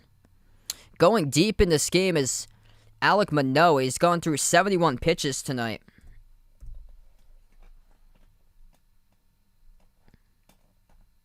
Yeah, the other school I have to announce up near Boston, that one I have to take a test like a half an hour prior to announcing the game. Like they're a lot more stricter up in Boston than they are towards like Providence. They're doing like a ton of like rapid testing up there.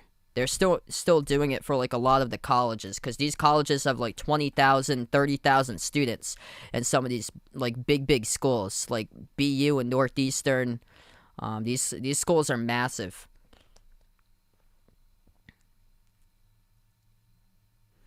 And there's not much like space out there, so it's just like houses on top of houses, like a lot of apartment living up there. That pitch is down low and away. It's 2-1.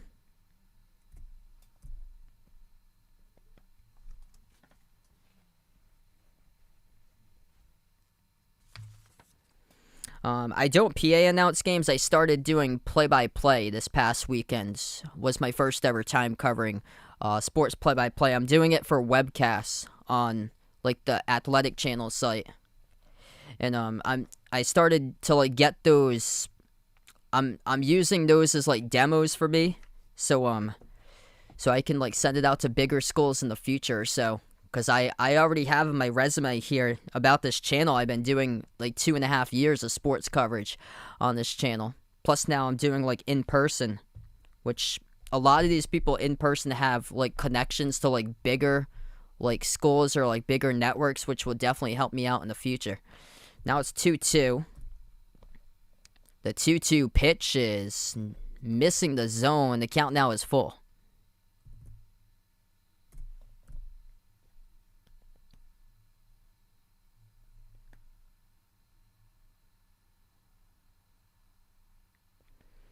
Yeah, best of luck there to your nephew playing in the baseball game tonight. Checks on the runner at first, pickoff move. As Manoah sent that one over to check out Lowe, who's the runner at first.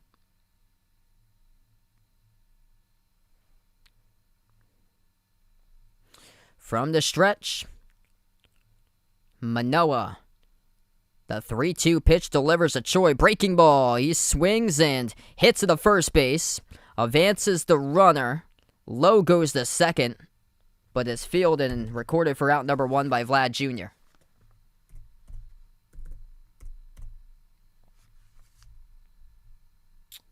Yeah, I totally get that there. They go cashless at events now out in Baltimore Arena. Yo, when I went up to New Hampshire for the NASCAR race, they did the same thing. You couldn't pay anything with cash.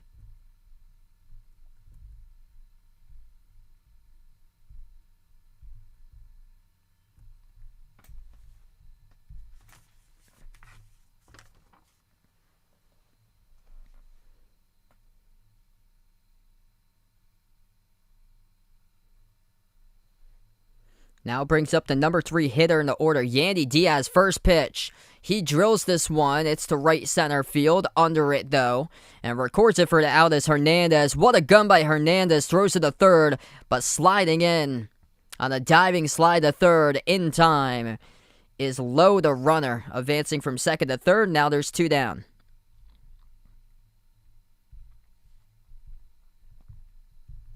That was close to a bang-bang type of play. Catch, throw by Hernandez, and just misses a little bit off the mark to the right of the third base from like a behind view from the third baseman's box right there.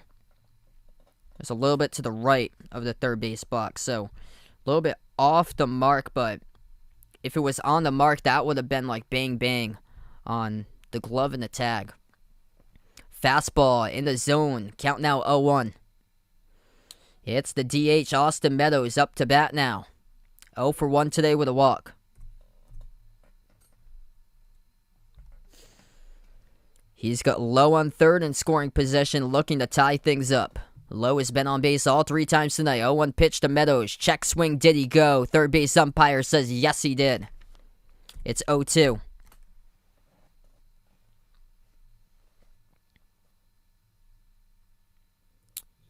Tried to hold back. He was halfway through the zone, though.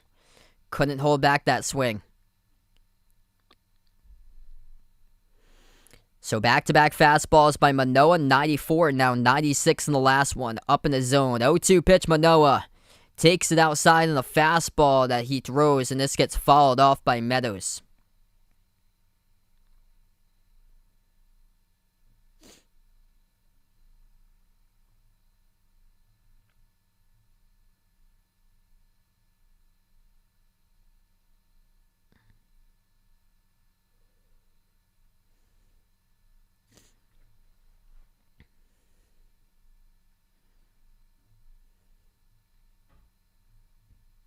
Oh, 2 pitch.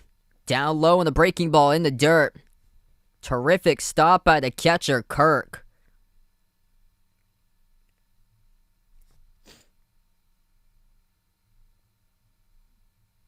They're going to say Meadows was hit by a pitch there.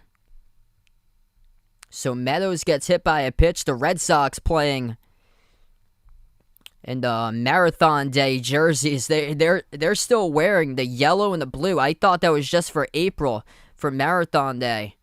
So we got a couple of game highlights over here now. The Red Sox taking on the Mets, and Boston draws back into the game. They get themselves a run on the board. 2-1 New York leading, though, for the Mets, that is, against the Red Sox. And the Yankees up 3-1 now over the Rangers.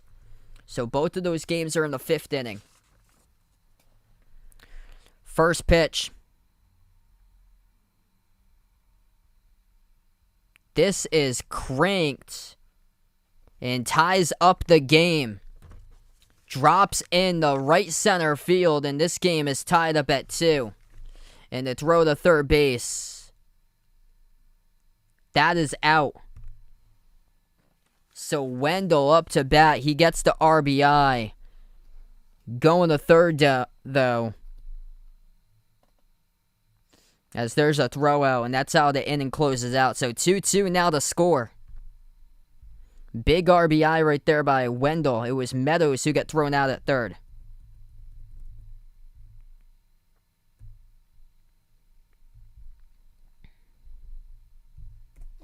That's when they were putting up the graphic and stuff, and they went back quick. Like, once they loaded in that highlight graphic.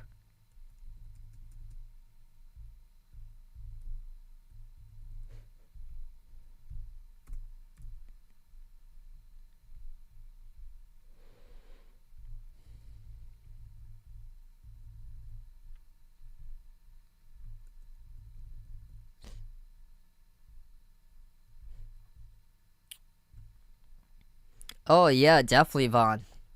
We'll love to see yours on the stream someday. That would be an interesting sight right there. Maybe sometime it will happen.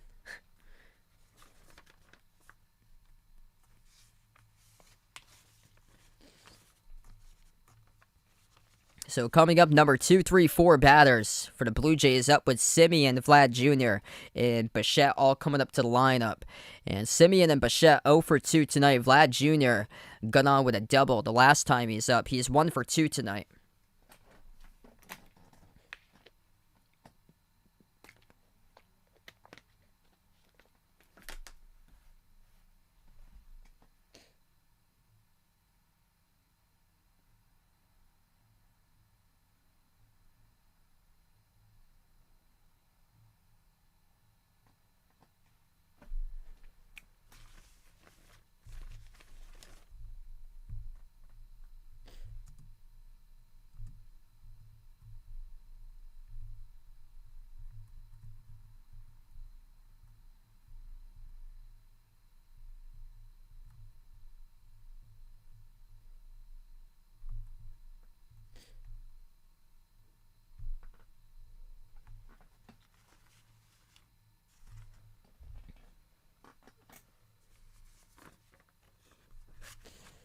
All right, so 2-2. We get right back into action here.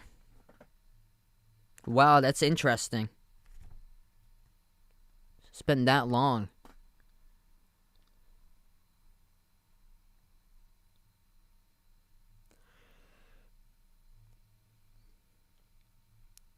The Shark Tank at the Trop.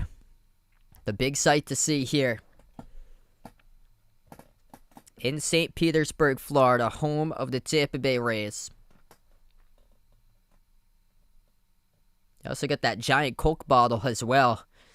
Right behind and to the right of the Shark Tank. That was a heavy tag that was applied by Valera.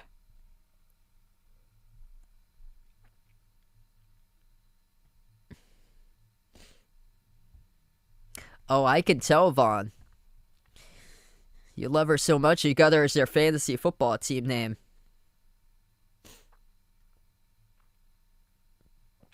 So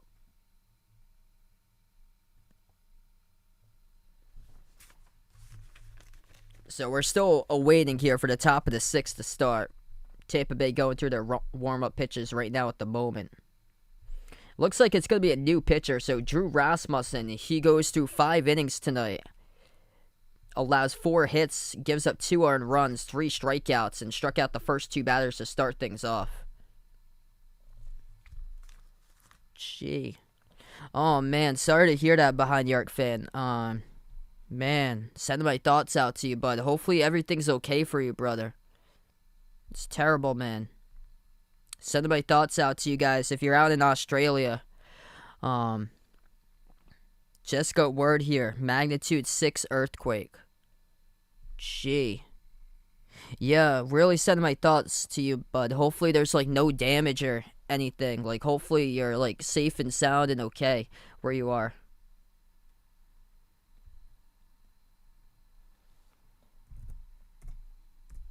Hopefully people are okay and that there's not like crumbling roads and bridges and houses that's like cracked and things falling down. First pitch was ball number 1. Second pitch makes the count 2-0. New pitcher on the mound for Tampa Bay now. As this is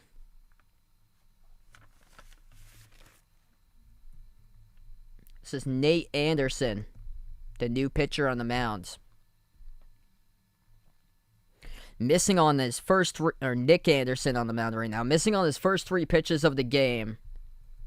Anderson with a 2.25 ERA this season. This is only his 5th game pitched. That's a called strike 1. He throws that in there. Top outside corner in the zone of Semien.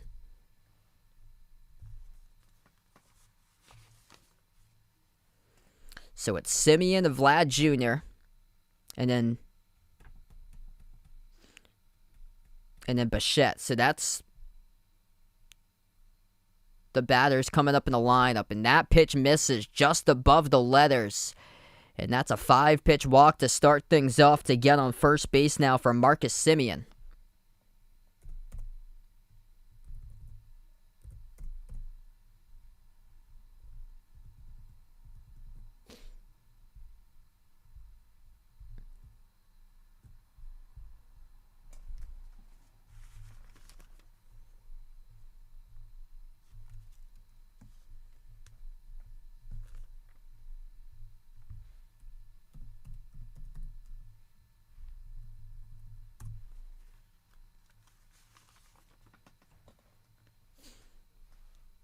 First pitch to Vlad Jr. Swinging a miss and the breaking ball over the top of it. Strike 1.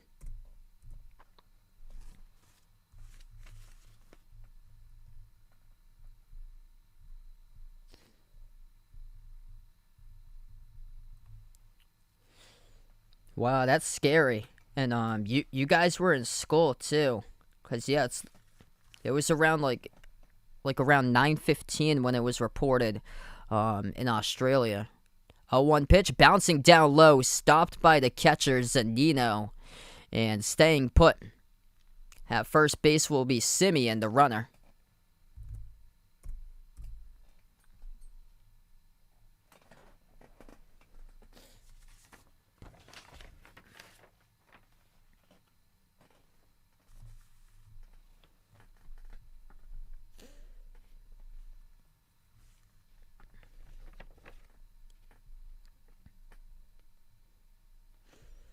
Going curveball both of the times. 1-1 pitch to Vlad Jr. Swings and falls this one back. Count now 1-2.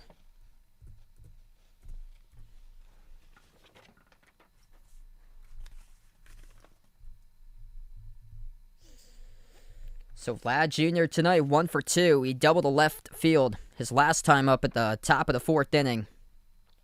Now at the top of the 6th, and looking to see if he can do some damage here. Tied in the major leagues along with Salvador Perez, both have 46 home runs this season. Checks on the runner at first. Semien goes back, standing up.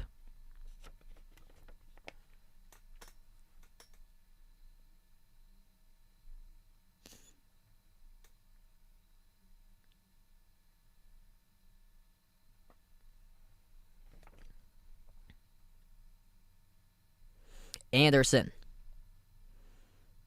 From the stretch, the 1-2, down low. Great stop by Zunino. He snags that one behind home plate.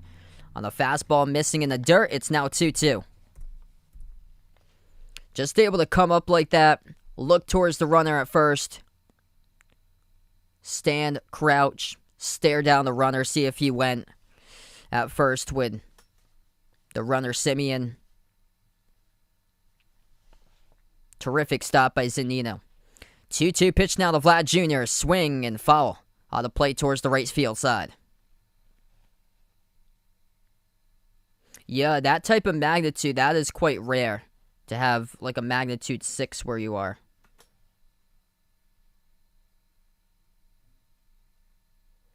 I remember there was one over 2 years ago in the Vegas Summer League. They had to suspend the game. It was between Zion and RJ, and there was a monster earthquake in the fourth quarter. 2-2 pitch to Vlad Jr. Oh, this is inside. Vlad rips it, and it finds Green, drops in for a hit. Rounding second to third, Semien slides up into third base. And Vlad Jr. goes to second. Back-to-back doubles by Vlad Jr. And Tampa and Toronto now with 2 runners in scoring position, and the Rays are in trouble. New pitcher facing the meat of the Blue Jays order. And Nick Anderson's got tagged, allowing back-to-back hits with no outs.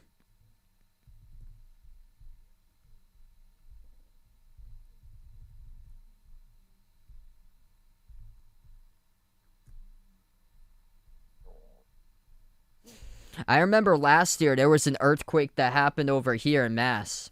Like, we don't have earthquakes whatsoever, and people were like freaking out because we never have that stuff. Like, we're just so used to like blizzards and like snowstorms. Like up here, if we get like 2 feet of snow, it's not like a big deal. Like New Hampshire or Maine, they can get hit by like 4 or 5 feet of snow, and it's not really a big deal because the streets are plowed extremely well up there, and they need it for ski areas. But yeah, everybody was freaking out with that tropical storm like a month ago with Tropical Storm Henri, and it didn't really like hit where my area was. It actually went towards like the tip of Rhode Island and Connecticut. They got like most of the damage, but not a whole lot of people lost power where I was. But like in the south part of Rhode Island, a lot of people happen to lose power. First pitch is foul towards the right field side. This is Bo Bichette now up to bat. He's got Vlad Jr. at second, and at third he's got Semien. 2 runners in scoring position.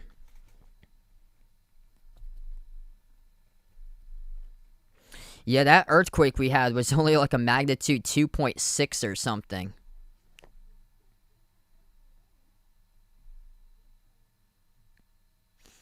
0-1 pitch. Swing and a miss, strike 2.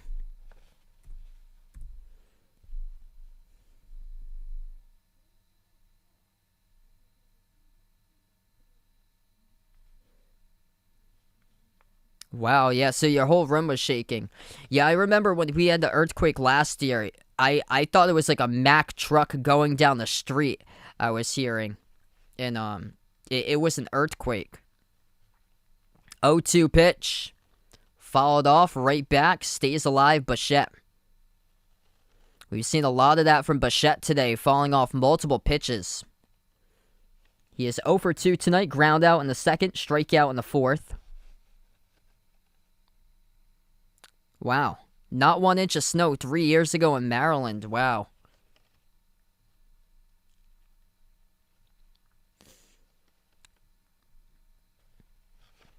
The 0-2 pitch.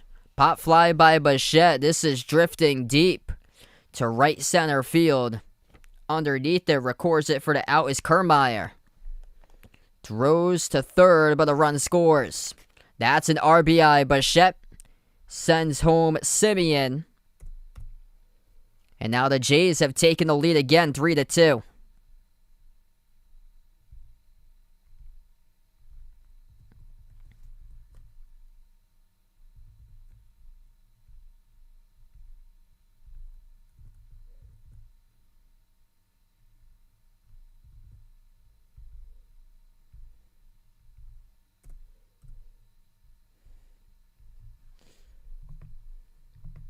Yeah, it's like a lot of it's where you're from, because there's been times when I've been up in New Hampshire, like late October, early November, sometimes, and it's like 25 degrees out, and I'm up there, and I'm in like a sweatshirt, and then people are going into the convenience store, and they've got t-shirts on up there in 25-degree weather, like they're used to it.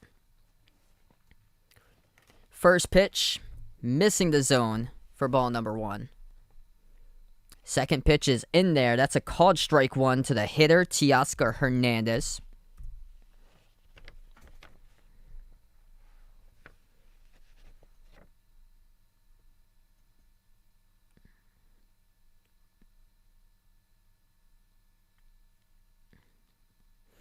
The 1-1 pitch by Anderson. Up high. Snagged by Zunino. It's ball 2.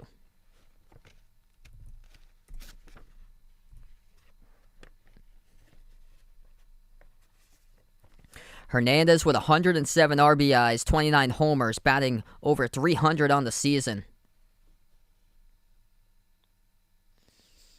That is right now second on the team behind Vlad Jr. with a 320 batting average. Hernandez is hitting 302. 2-1 pitch. Down and away on a breaking ball, makes the count 3-1.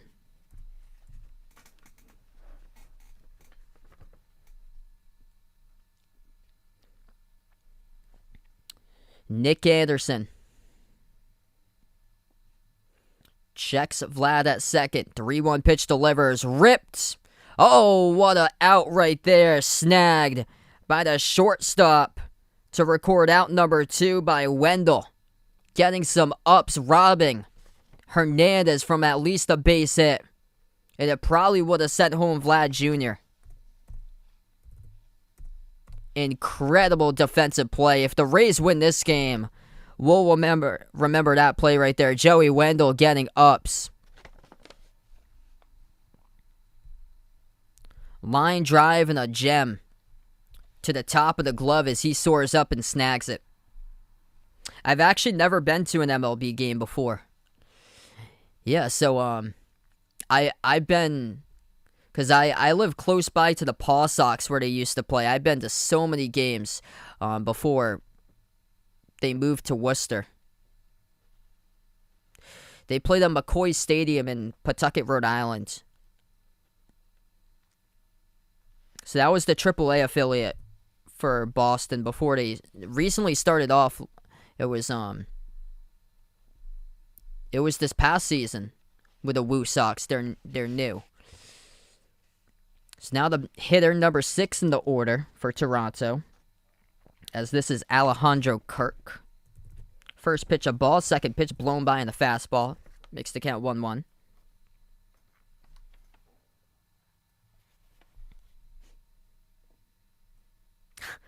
Oh, yeah. Yeah, if you've never been to the mountains before, it could, like, remind you of Antarctica. Totally different.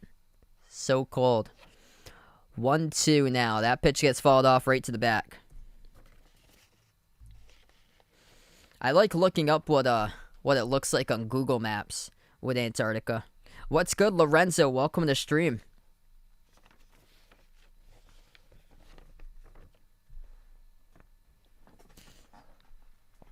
I was putting the cam in for to see what it looked like at like the South Pole, and you look to see what it looks like, and it's got like a ton of penguins on the ice. One of the pictures, it's so cool. That's a breaking ball missing outside the zone by Anderson, the pitcher for Tampa Bay. The count now 2-2. He's thrown 2 curveballs, 2 fastballs. This will be his 5th pitch here to the number 6 hitter in the order for Toronto, Alejandro Kirk.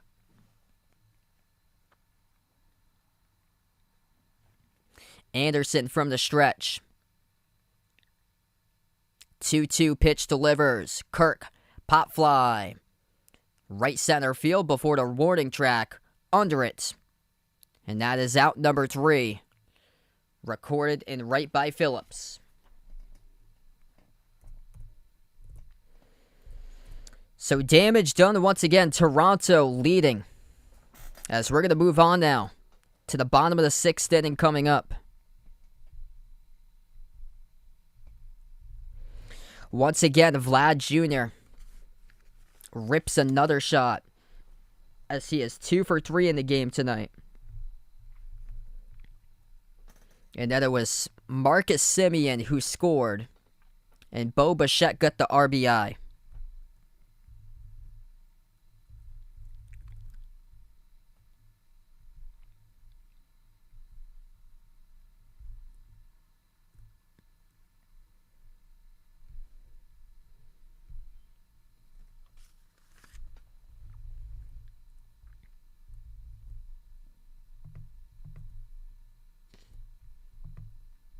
If you guys are new in the stream, hit the thumbs up, spike the like, hit the subscribe. Glad to have you guys back on the channel once again, being a part here on the stream. Special live stream tonight covering some baseball action.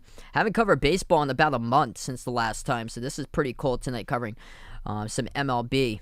It's extremely tight in the American East League standings currently here, as the Sox are the #1 wild card team for Boston. They are 1.5 games above the Blue Jays, and the Blue Jays are a half a game in the second wild card spot above the Yankees. Tampa Bay holding on to a 7-game lead in the division over the Red Sox at 93-58 for the Rays currently. We got a quick update here. Red Sox have taken the lead 4-2 over the New York Mets at the bottom of the 5th. And the New York Yankees leading over the Texas Rangers tonight 4-1.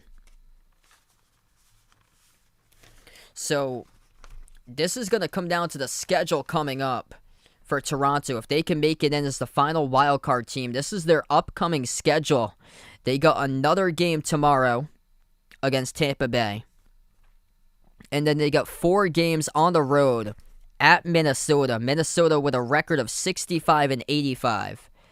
And then they got a 3-game series against the Yankees a week from today. September 28th to the 30th, 3-game series against New York. That is massive there. Big-time wild card implications. And then the Blue Jays close things out at home against the Orioles. Record of 48-102. So, 7 games that certainly winnable. And then against tough competition down the rest of the way. Or for competition that they're going to face, that it's either back and forth. And Toronto is at home against the Yankees. So Toronto is on the road at Minnesota for 4, and then they're at home for 3 against the Yankees, and then closing it out the last 3 against Baltimore.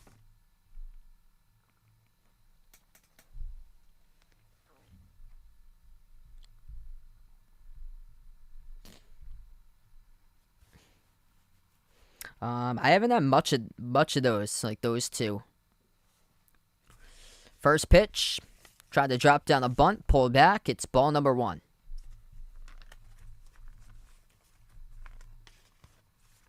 So still on the mound is Alek Manoah, the pitcher for Toronto. Manoah again missing outside breaking ball. Count now 2-0. What's good, Grego? Welcome to the stream. The hitter, Kevin Kiermeier, number 7 batter in the order for Tampa Bay. Manoah delivers the 2-0, followed back by Kiermeier. Count now 2-1. Tomorrow I'm probably going to take off or so. I probably won't have another stream until Sunday night because I think I'm going to be busy the next few days, and then I'm away on vacation Friday and Saturday. So it's probably going to be Sunday Night Football, the next stream. The Niners against the Packers. 2-1 pitch. This is a pop fly towards the left field side, but it's foul.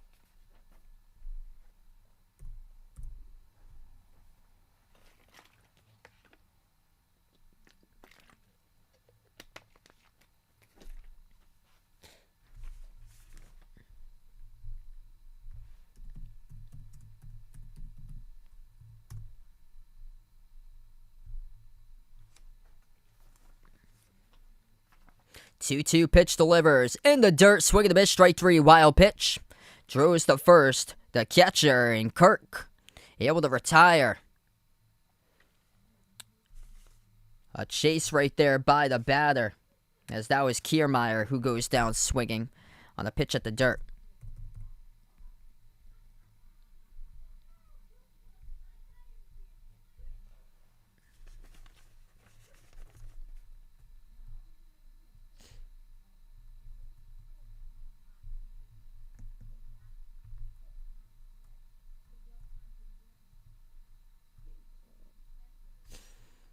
That will be a foul ball by Zunino towards the right side.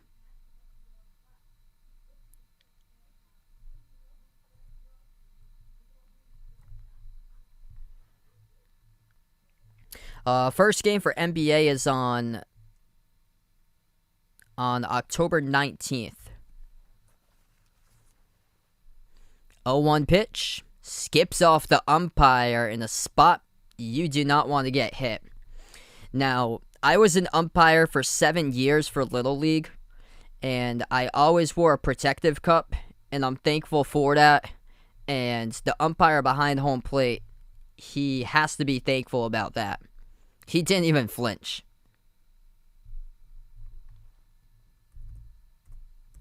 1-1 pitch. Breaking ball. Called strike 2 on the outside edge of the plate.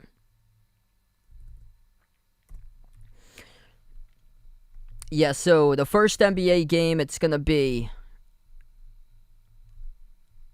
It's on Tuesday, October 19th, and it's the Nets against the Bucks, and then the Warriors against the Lakers. So those are 2 great games to start off the season. So Brooklyn versus Milwaukee to start things off, a repeat of Game 7 in the second round.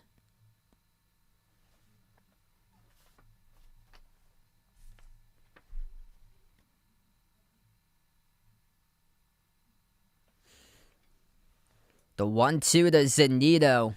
The batter, Manoah, delivers. Zanino did not go. Check swing, held back. Count now 2-2.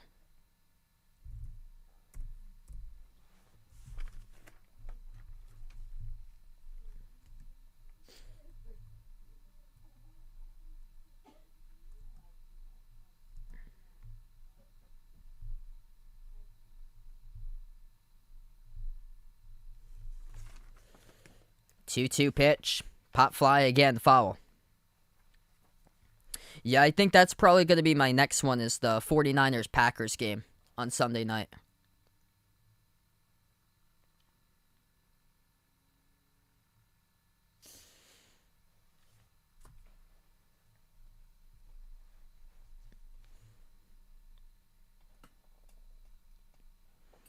Once again, Manoah with a 2-2 pitch delivers to Zanino. He rips this one to left field. It goes all the way to the wall. Zanino rounds first. Moving to second. Throw over the head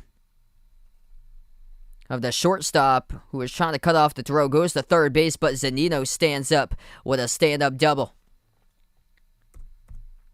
Alek Manoah, the pitcher for Toronto tonight, he has really gone deep into his count. That was his 95th pitch that he has thrown tonight. The 50th time for Vegas right there. There you go. That is a 2-out rip to left field. Mike Zanino, number 8 hitter in the order, the catcher for Tampa Bay, now on board.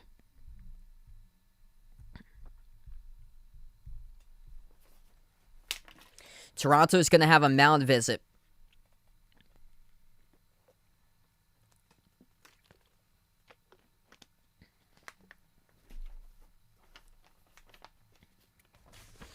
The way he's been able to battle back tonight, though, for the pitcher, it's been impressive for Toronto. Alek Manoah walked 5 batters early in this game.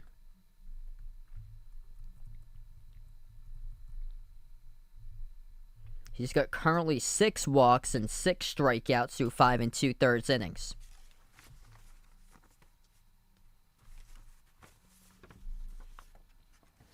Runner on second, number 9 hitter comes up to bat, as this will be a left-handed batter. Brett Phillips up to the plate, the right fielder. 13 home runs, 42 RBIs, 1 runner here in scoring position at second. Happens to be Mike Zanino, comes up with a stand-up double with 2 outs.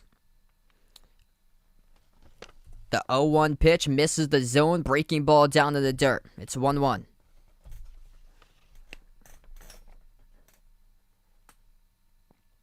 Oh, that's cool there. Yeah, I couldn't make out who it was from that, from where I see. Because I see little circles from the computer. I could see the jersey was red, but it figures that it was an Oklahoma player. 1-1 pitch, breaking ball, grounded to the right side and foul. Yeah, my dad actually went out to trade school in Oklahoma. I actually never told that story before.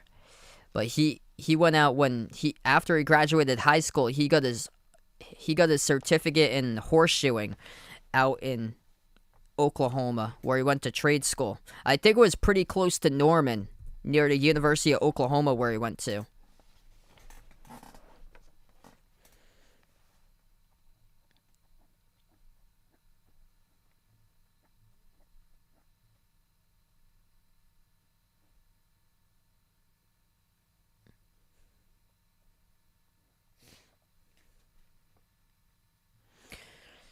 Manoah from the stretch here. 2 outs, 1-2 count. He delivers the fill-up. Swing and a miss, strike 3. Gets him on the fastball. Up in the zone. Swings and misses. And that will be the 7th strikeout tonight by Alek Manoah for Toronto. That's a huge strikeout with a runner left on second base. Oh, both of those are good. I'm going to go with Ruffles there. I prefer not to answer that one, Vaughn. A tropical depression.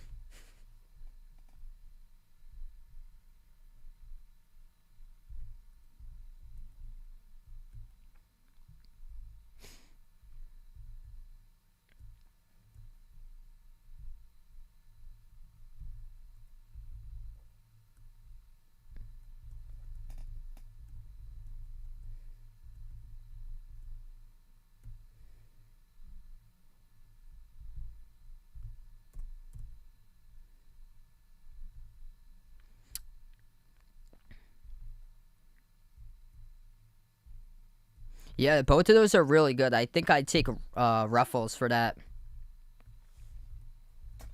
3-2, Toronto coming up. Guerrero Jr. He hit the solo home run the last time up to left center field. The only home run of the game. Looks like Tampa Bay will have a pitching change. So, Nick Anderson came in and pitched for 1 inning.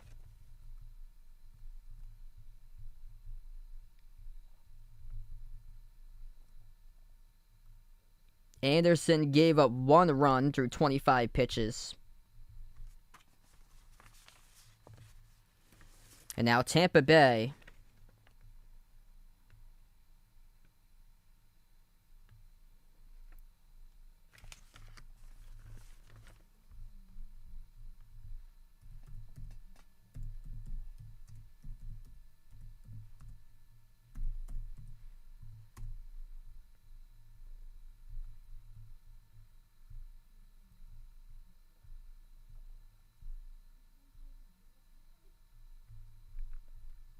They'll have Michael Wacha now, the pitcher.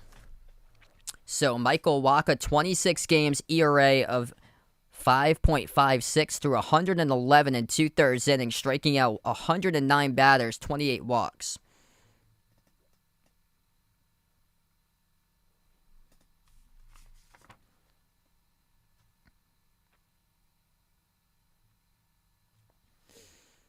So he's going to face now. To start things off, this is Guerrero Jr. with the only home run of the game. First pitch, down low, it's going to be at the knees, though, so they call it strike number 1. 0-1 pitch, that's a swing and a miss, strike 2. So Wacha, the pitcher, now ahead in the count for Tampa Bay.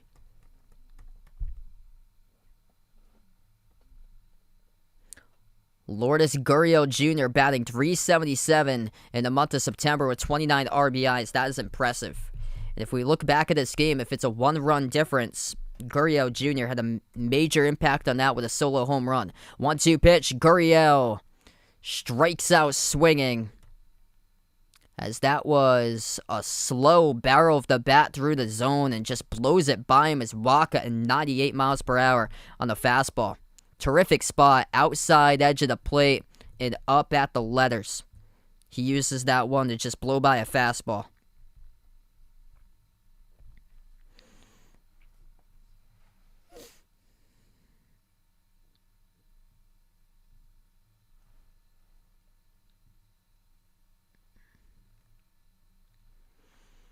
Wacha delivers.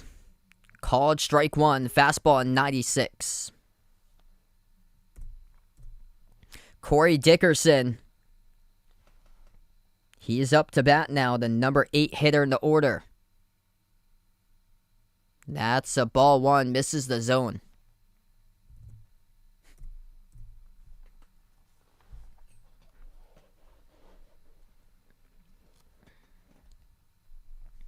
Waka with a 1-1. He delivers. Ground ball right in front of the catcher. It's foul, though.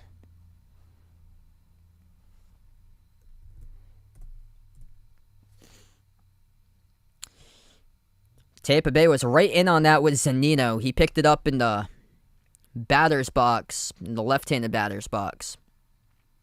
Yeah, that was foul. It went all the way back to him in the catcher's box right behind home plate. So once that goes back, that's foul. If it's off the plate is in fair territory. 1-2 pitch, and that gets fouled back again to the screen. Count still 1-2.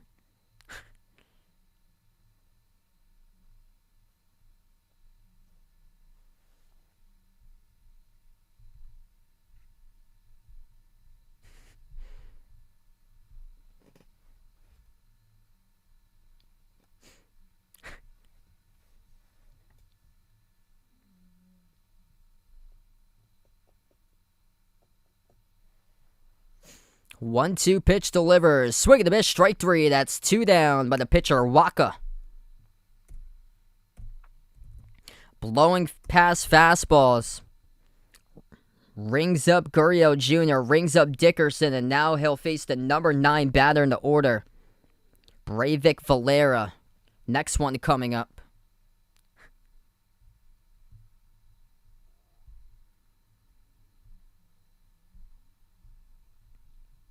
Yeah, I deal enough with that every day with my workplace. Yeah, we've had quite the week this week. I record all the ads for people running for all different types of positions. First pitch is a ball. Second pitch gets a fly ball here off of a swing to left field. Under it, though, as that is Margot who records it for out number 3.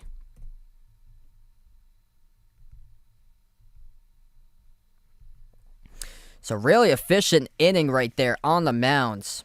Coming in relief is Waka. Sends down 2 hitters and then records a pop fly to close out the inning. Only went through, he went through 11 pitches, 8 of them strikes. And using it through his speed, he was hitting 98 in his fastball.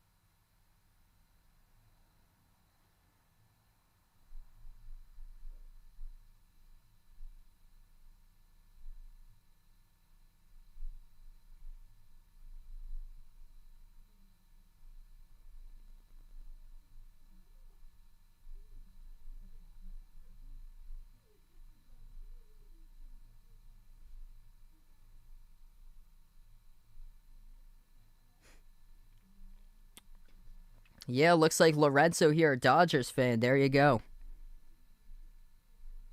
Yeah, I only imagine they have a really huge international fan base either way. So yeah, international usually roots for like the biggest fan bases. So if it wasn't the Dodgers, I probably figure it would probably be the Yankees if I had to guess.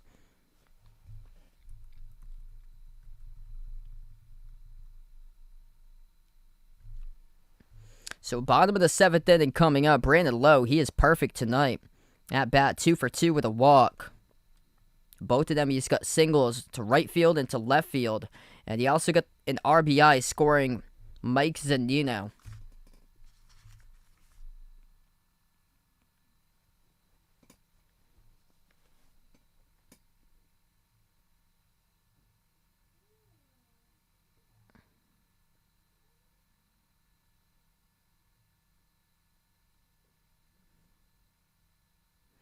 Oh, wow, that's interesting.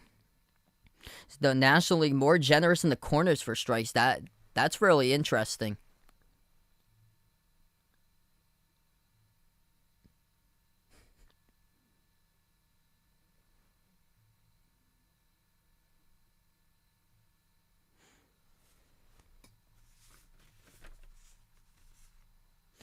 Back to action. First pitch, it is ripped up the middle, but played on a line drive. It's Bichette who ranges to his right as the infield shift was on and records the first out of the inning.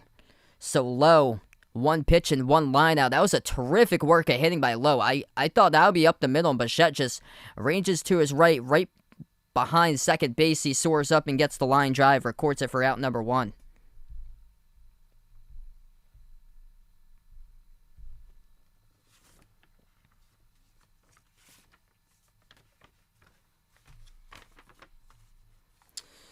Oh, that's awesome there, Vegas.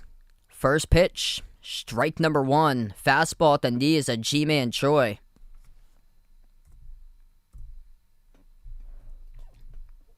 Yo, one of the kids that I went to college with, I think he interned for James Corden at the late show. 0-1 pitch, followed back. It's now 0-2.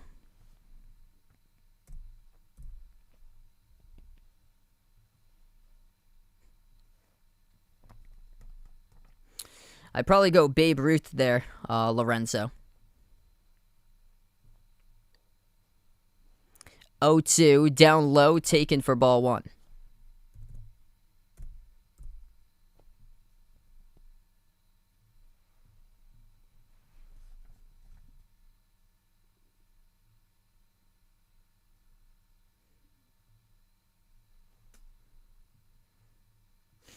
One-two pitch, swing and a miss over the top of it. That's strike three.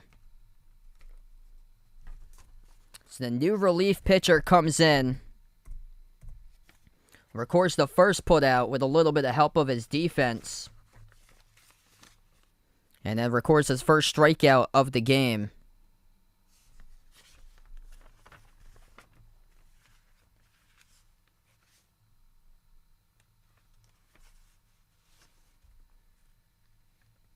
First pitch misses outside on the fastball. This is Tim Meza, the new relief pitcher. 5-2 this season, ERA at 3.28. Missing both times in the fastball is outside the zone. The count now 2-0.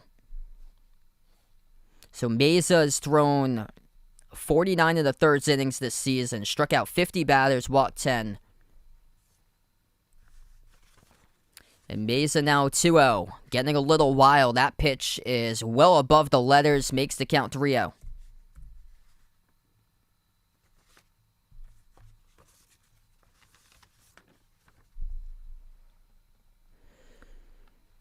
So Yandy Diaz ahead in the count 3-0. Meza delivers. Diaz pop fly. This is drifting towards right center field. It hangs in the ballpark though, and that is recorded by Hernandez for out number 3. So 3 up, 3 down they go at the bottom of the 7th inning.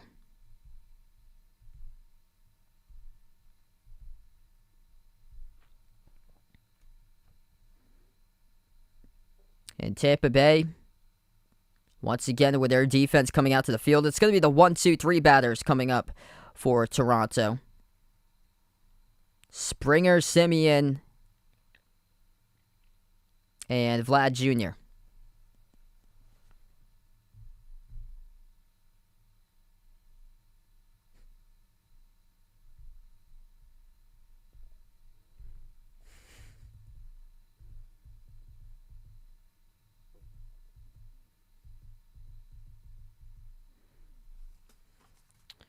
Oakland Eagles is...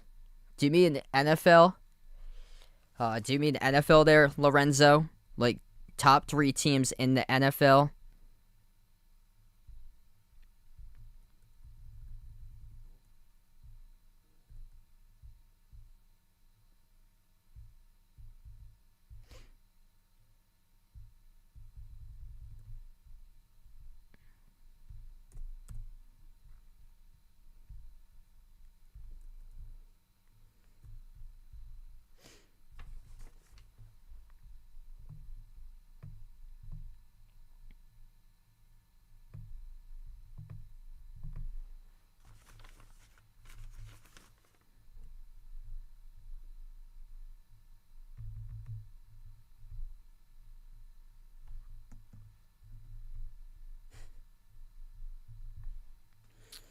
So we just finished up the 7th inning, moving on to the top of the 8th coming up in just a moment. That'd be a no there, Vaughn. Think I'm all set with that. The only thing I would miss, though, if I was out there, will be the college football environment. But being from Massachusetts, I've never really experienced that anyway in my life because it's more so for the professional sports out here.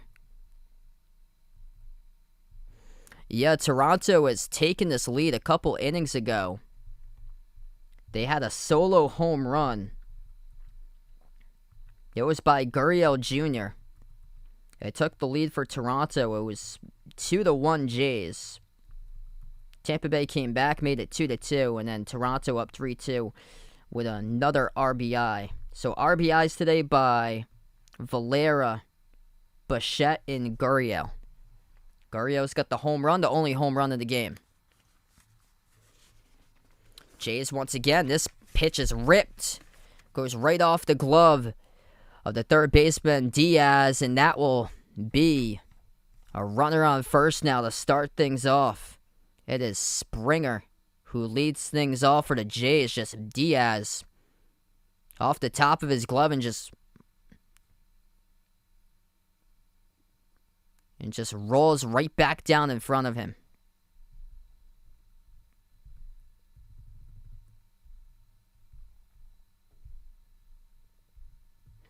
Now runner on first now is Springer to lead things off for the leadoff batter. Marcus Semien coming up to the plate. He's going to walk in the run. First pitch, Semien takes it for ball number 1. And danger coming up in the order. Vlad Jr. is right after Semien, tied with Salvador Perez, leading the league with 46 home runs.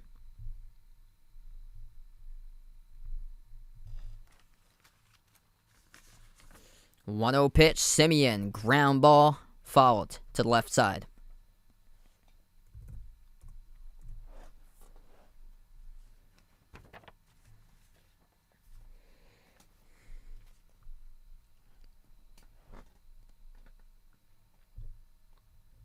Waka still the pitcher.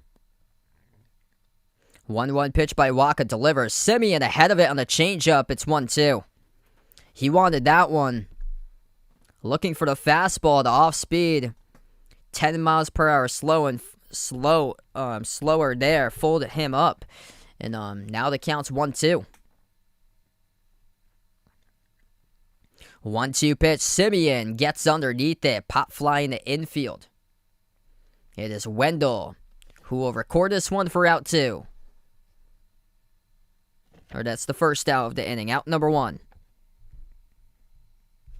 So 1 down now for the Tampa Bay defense. Vladimir Guerrero Jr. coming up to bat. 2 for 3 tonight. 2 doubles.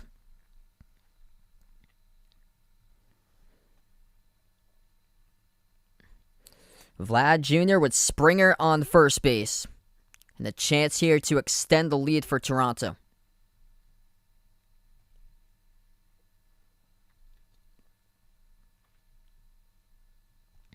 Waka from the stretch delivers. Vlad puts this one in the center field, arranging to his left, and gloves it, though, is Kiermeier for the second out of the inning. So 1 pitch, 1 down. Not enough on that one by Vlad Jr. as he lines out to right center field.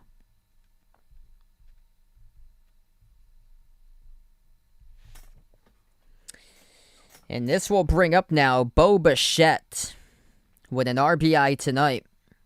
Sacrifice fly to center, bringing in Semien his last time up at the top of the 6th.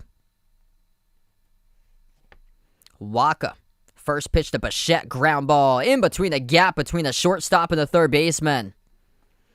It will be now runners at first and second.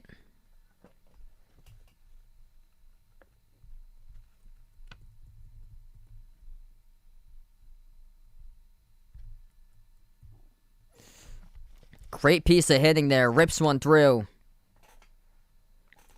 That one between Wendell, the shortstop, ranging to his right, and the third baseman, Diaz, ranging to his left. In between the gap of both of them, trying to make a play in the ball. And it sends over Springer to second. And now on first base is Bichette, 1 for 3 tonight. Teoscar Hernandez, 0 for 3 tonight. He digs in.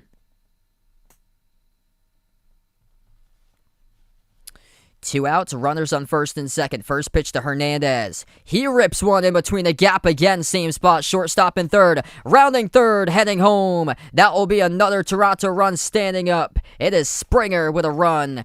And the RBI by Teoscar Hernandez for the first time he is on board tonight. And Toronto leads it now 4-2. Great piece of hitting. First pitch he sees. So rips it in between the gap of the shortstop and the third baseman.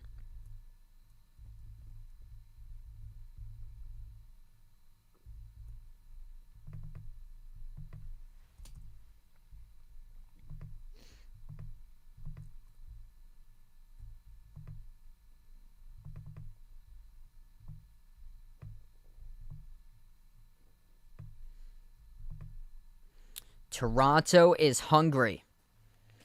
Second place wildcard team. 1.5 games behind the Red Sox. First pitch, swing and a miss. Strike number one, a half game above the Yankees. They're looking to stay there after tonight. It's Alejandro Kirk, who missed the first pitch. High up in the zone of the fastball, it got blown by him. 24 RBIs this season. A 1 pitch. Swing and a miss. Strike two. Misses the fastball on a spot that the pitcher was lucky to blow up by him, as that pitch was right down the middle.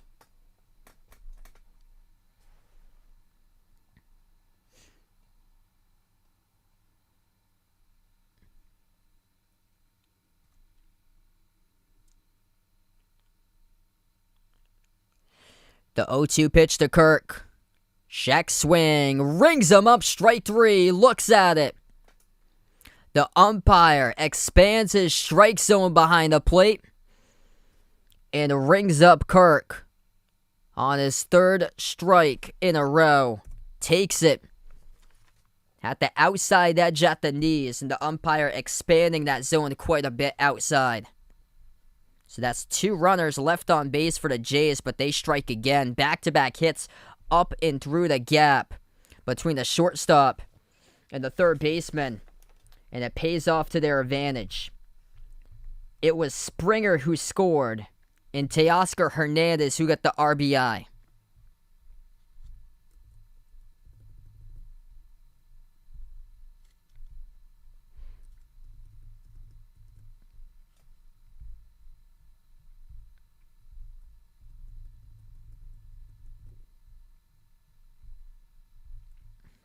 If you're new in the stream, make sure to hit the thumbs up, spike the like, hit the subscribe. Thanks so much for watching, everybody, being a part on the channel tonight. Tampa Bay coming up at the bottom of the 8th inning.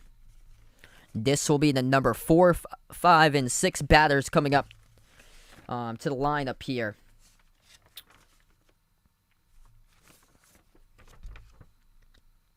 This will be Meadows, Wendell, and Margot.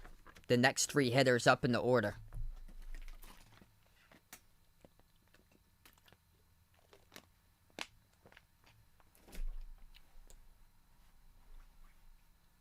Really good game tonight.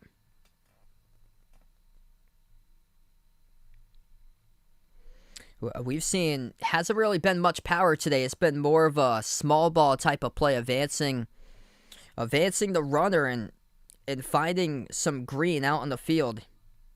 That's been the difference makers in the game. Has come down to the team that's had more base hits, and right now that's been Toronto. Toronto as a team has got themselves 8 hits compared to Tampa Bay with 5, and that's how basically like the majority of the runs have been scored tonight via base hits or sacrifice flies.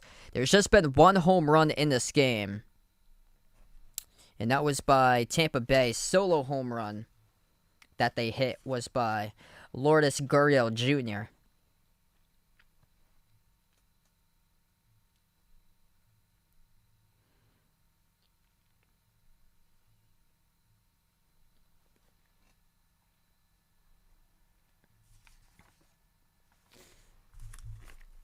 Quick update here on the Red Sox and Yankees with their games. Red Sox up against the Mets, bottom of the 6th inning, 4-2. And the Yankees extending that lead over the Rangers, as now it's to the bottom of the 8th inning, and the Yankees are up 7-1. Yep, I watched that, I think, when I was back in college. I watched Moneyball. I think I did like a project on that when I was in school.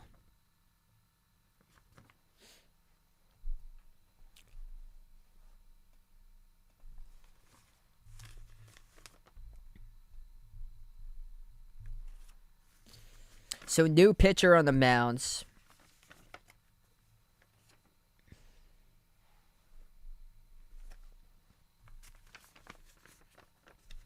Blue Jays will have a new arm now throwing. So Tim Meza goes 1 inning.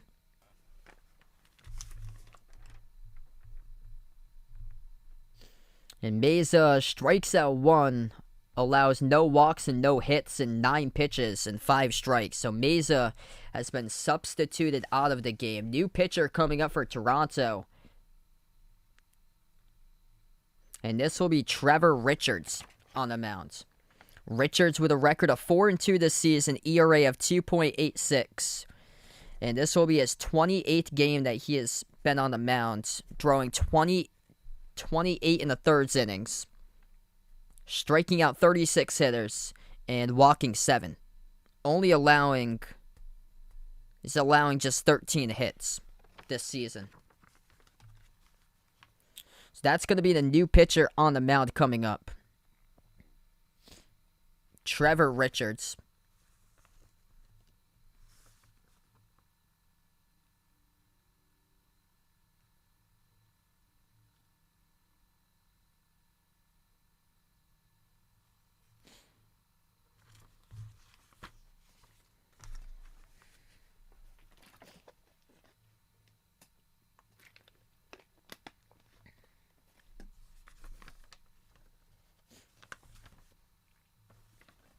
All right, so here we go, back to action. Bottom of the 8th inning. It's going to be Randy Arozarena. First time today that he has a plate appearance. Digs in for Tampa Bay. He takes the first pitch of ball. Second pitch, breaking ball below the knees. That's ball 2. So the count now 2-0. 19 homers this season, 65 RBIs, batting .265 in the season. 2-0 pitch to Arozarena. Ground ball up the middle. Gloved and thrown the first, though. And that's recorded for out number 1 by the Jays. Simeon able to record the out for Toronto.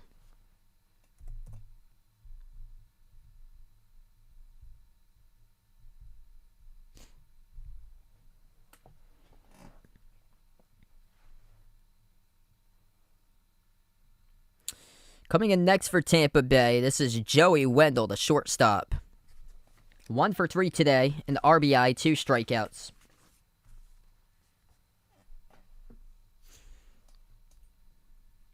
Richards, first pitch to Wendell, delivers. And that's called ball 1. Good spot to put that. The umpire missed that one, though. It was right into the strike zone for the ESPN indicated strike zone. Just on the outside part of the plate and up. 1-0 pitch. Missing inside. It's now 2-0.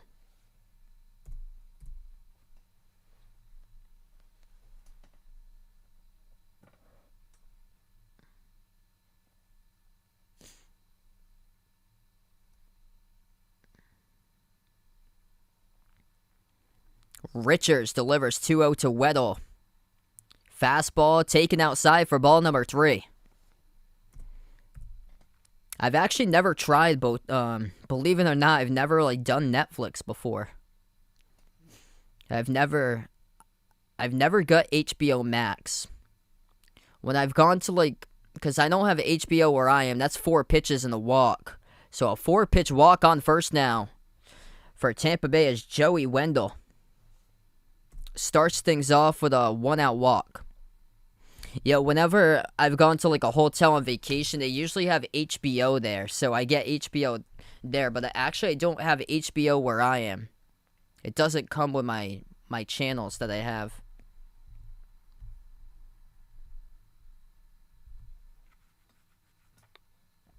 Red Sox extending their lead. They're up 6-2 right now against the Mets. First pitch in the dirt, blocked by the catcher. No advancement here by the runner, Wendell, at first. As he'll stay put at first base. It's Kirk who had the block, put his body right out in front of it. What's good, Kane? Welcome to the stream. Manuel Margot, 0 for 2 today with a walk. He is the batter now. Number 6 in the order for Tampa Bay. And here's a check on the runner. Throw over to first base to Wendell, and he goes back in time standing up. Lance, welcome in. Great game they're playing tonight. 1-0 pitch delivers. Taken inside part of the plate. Fastball 93, called strike 1.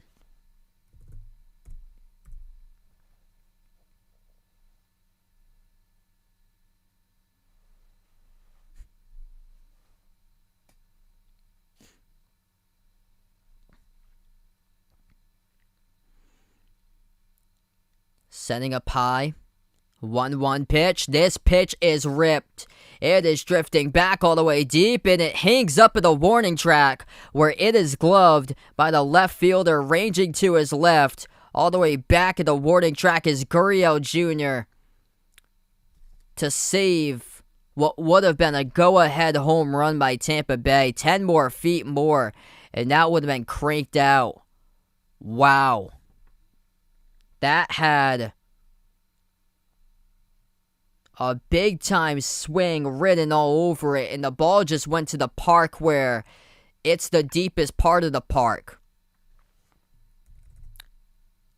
That's like center field, kind of towards the left side.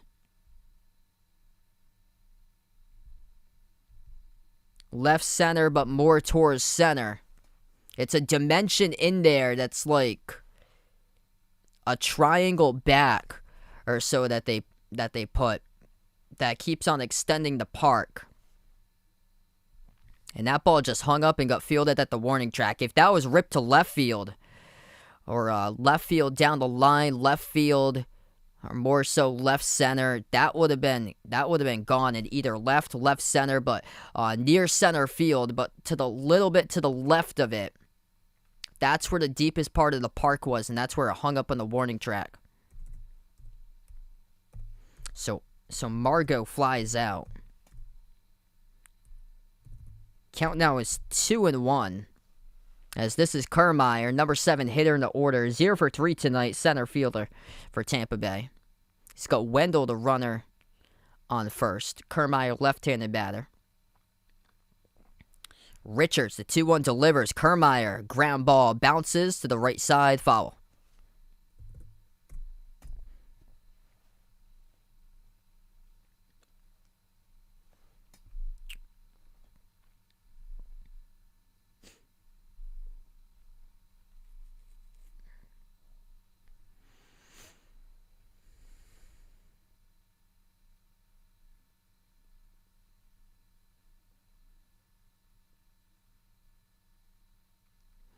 Biggest pitch of the game coming up.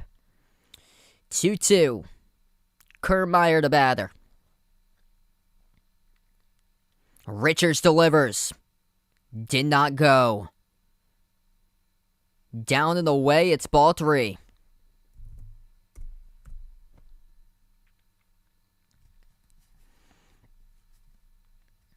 Here we go. The count is full with 2 outs. Trevor Richards, the pitcher, from the set, he delivers. Missing on the fastball, it's outside, out of the zone, ball 4. So Richards now walks a batter with Kiermeier going on first. On second now is Wendell advancing. Still got 2 outs, trying to close it out.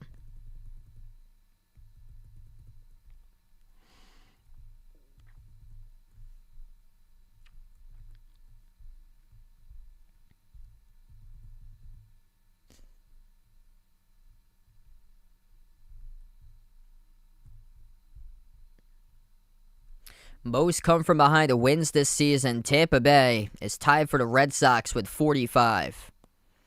And then the Yankees and the Giants, tied in third with 39, come from behind victories this season. I'll go Tom Cruise there.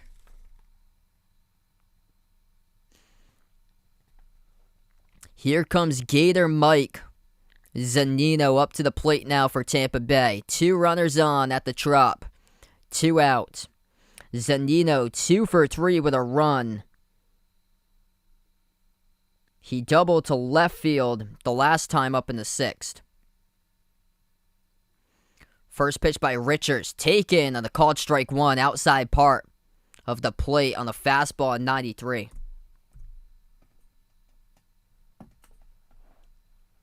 Oh, what a great game this has been tonight. Zunino with 31 home runs in the season. Richards from the set. He delivers from the stretch 0-1 pitch. Pop fly. This is up. It's drifting back, though, to the screen and foul.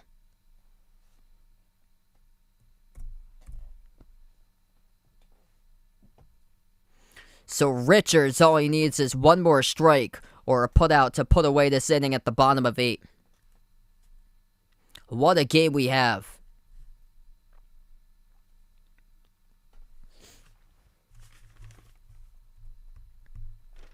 Quick update, the Red Sox leading the Mets 6-2. The Yankees up against the Rangers at the top of 9, 7-1.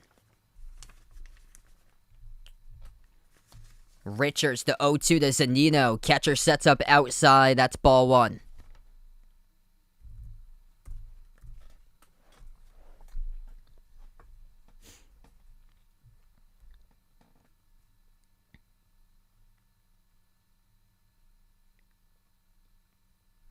The biggest pitch coming right now in the game. 2 runners on for Tampa Bay. 1-2 delivers. Down to the dirt. Stopped by the catcher. Kirk with a big stop, and the runners will stay put at first and second. We've seen time and time again how many runners advance because of a wild pitch, but right there, getting your body right out in front of that ball and keeping it in front to put your body on the line. Alejandro Kirk does just that for Toronto, and make sure that the 2 runners of Tampa Bay, Wendell at second, and then at first,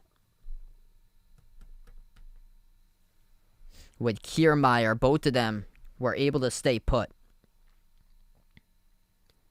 2-2 pitch. Richards from the set. He delivers to Zunino. This is swung grounded to the shortstop. Bichette throws to second, and that's a fielder's choice play. Recorded for the out at second by Simeon. So Toronto once again gets themselves out of a jam defensively as Tampa Bay leaves 2 runners on.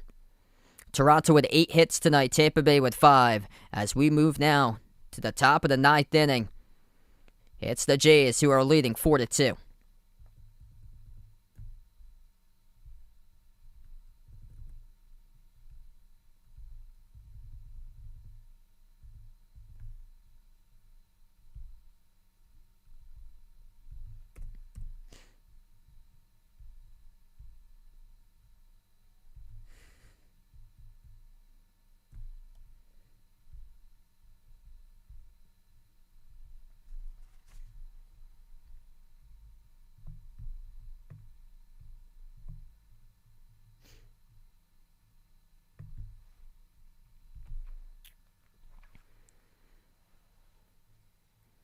Probably some fireball right there, Lorenzo. That stuff is good. All right, what a game we have tonight. There's been 1 home run, and that was by Toronto. Hit out of the park by Guerrero Jr. for a solo home run. The RBIs look like this tonight. For the Blue Jays, Bo Bichette had an RBI. Same as Teoscar Hernandez. Guerrero Jr. had the solo home run, and then Valera had an RBI. So I think 2 of those RBIs were from sacrifices, Valera and Bichette. Valera was a fielder's choice, he grounded out, and then Bichette was a sacrifice fly. And for Tampa Bay, they've got 2 RBIs tonight. One by Lowe. That was a base hit, and Wendell got the other one.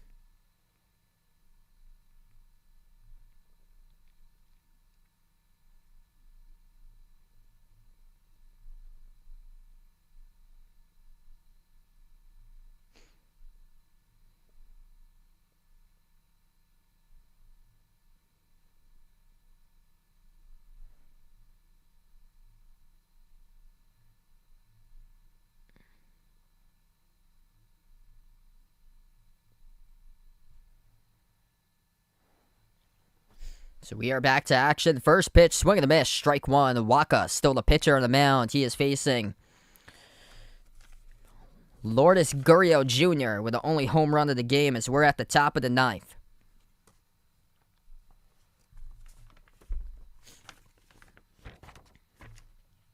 Waka on the 0-1 delivers to Guerrero Jr. Down and outside on the slider, misses the zone, 1-1.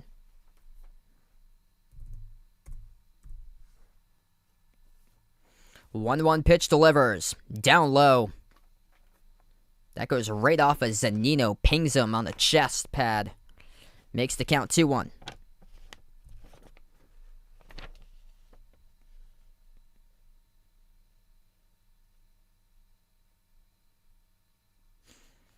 Two-one pitch. Guerrero Jr. falls this one back to Zunino.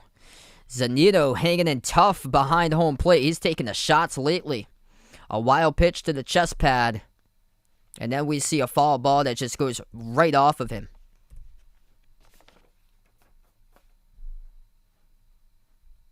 Home run, single, RBI, 2 runs. Pretty impressive night so far tonight by Lourdes Guerrero Jr.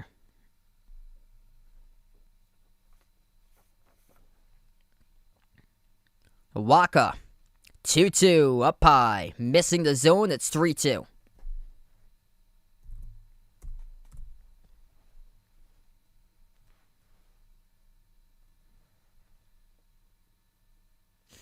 The 3-2 pitch by Waka delivers. Swing and fouled.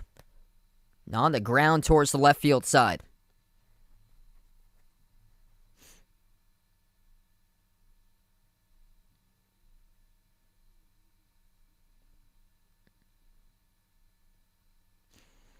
The 3-2 pitch. Waka delivers, and again, Guerrero will foul this one off. Hanging in there. This has been a 7-count pitch at bat so far.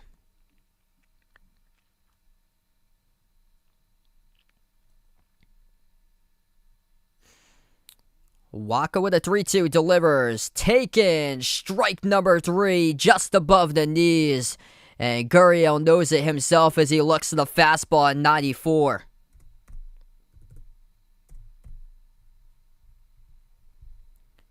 Big out recorded by Tampa Bay. It's now 1 down. What's good, Diamond McCrab? Welcome to the stream. Hope all is going well, man.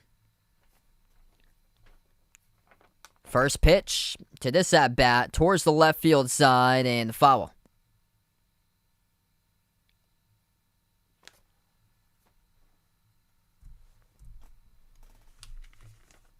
So up to the plate now, a pinch hitter for Toronto. This is Jared Dyson, who comes into the game as the pinch hitter, center fielder for the Blue Jays. 0-1 to count. 0-1 pitch to Dyson. That's down low. Makes the count 1-1.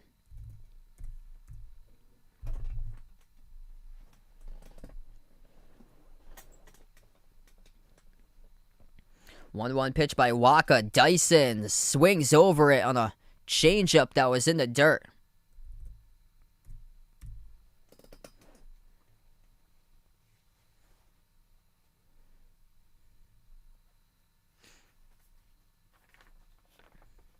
Waka with a 1-2 delivers. Fastball, pop fly. This is going to hang up under it, the left fielder. And that's out number 2. Recorded in the outfield by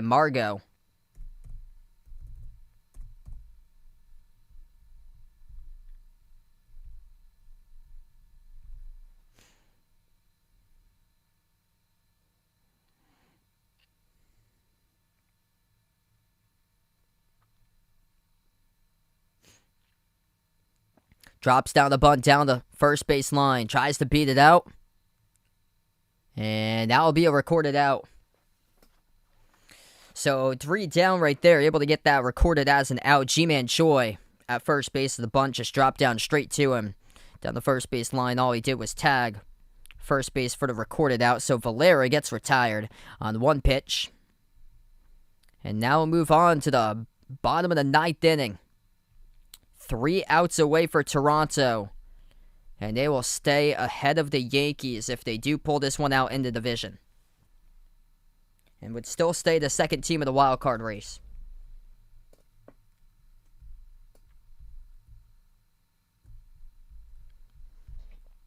So taking a look right now, quick update here. With scores in Major League Baseball tonight, the Red Sox have a 1.5 game lead above the Blue Jays for the first wild card spot. Boston leading the Mets at the end of the 7th inning now, 6-2 the score.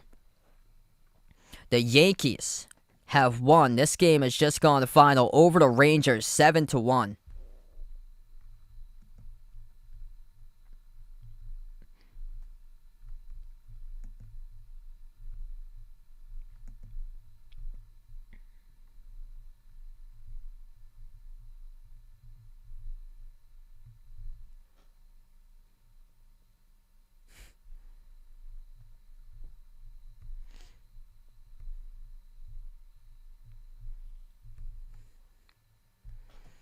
Yeah, I remember Bung-Hyun Kim Yvonne. I remember he used to play.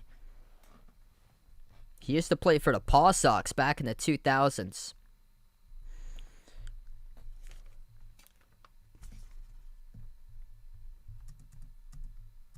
So, upcoming schedule here.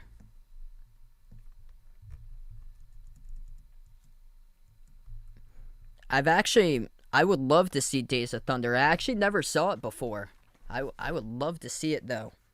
I would go with Fast and Furious. I think I saw Fast and Furious 6 one time. So the Red Sox have remaining pretty favorable schedule in their favor here. The easier teams, though, are on the road that they're playing against. The Red Sox winning right now 6-2 against the Mets in the 8th inning. And then Red Sox going to take on the Mets tomorrow as well at Fenway. And then they take on the Yankees for 3 games at Fenway. And then they close it out with a 6-game road trip at Baltimore for 3. And then at Washington to close it up. So that's the Red Sox schedule ahead of the Blue Jays by 1.5 games. The Blue Jays have Tampa Bay tomorrow in the afternoon. And then Toronto going to a 4-game road trip at Minnesota. And then this is the determining series. A week from today, taking on the Yankees at home in Toronto and closing it out at home against Baltimore. So that's what it looks like for Toronto. First pitch, that's strike number 1.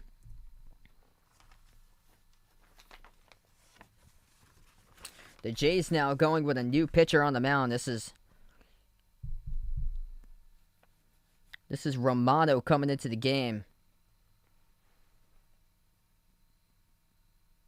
Phillips, number 9 in the order, the hitter, now down in the count 0-2.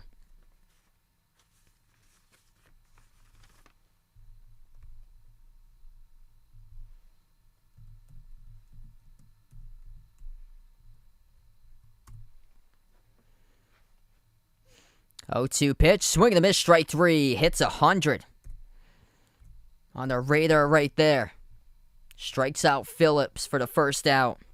And now 2 more for Toronto.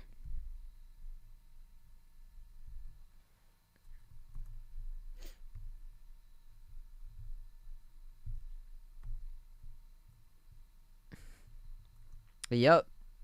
Any team that's got the Orioles in their schedule, that should be a nice 4 straight or 3 straight to win the series, no matter what you have.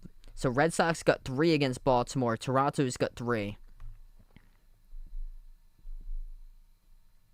First pitch swings over it, strike number 1. Jordan Romano, 58 innings on the mound, striking out 71 batters, an ERA at 2.33. Hitting 100. Yeah, I haven't heard of that name for a long time. Lyle Overbay. No clue. Welcome in Samuel on the stream. 0-1 pitch. Check swing towards the left field side. That's foul. So he made contact with it. This is low. A leadoff hitter.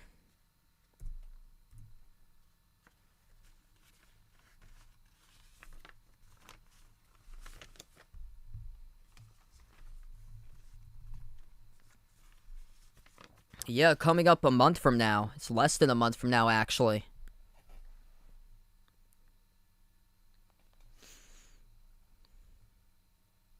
Romano, the 0-2 to low, misses upstairs. 98 miles in the fastball.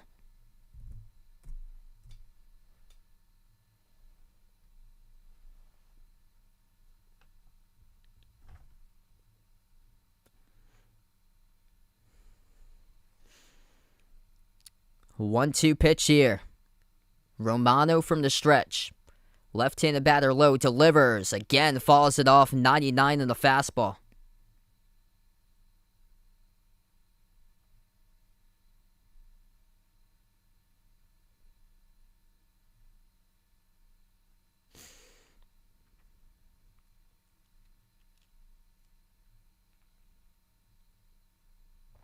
Yeah, November 9th's coming up quick.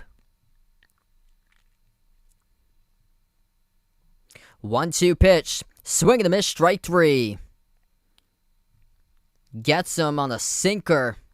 Down below the knees. Second strikeout tonight for Romano. For Toronto. And now 1 out away.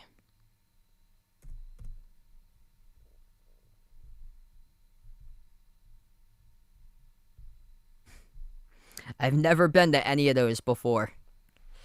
I'd probably say for me it's probably Hampton in New Hampshire, despite the parking fee. That's a really nice beach. I only know like the ones in the East Coast up in New England, where I'm from. Even though I've looked at pictures of Malibu, it seems incredible. Ji-Man Choi now the batter. He takes a call of the ball just inside the plate in the breaking ball.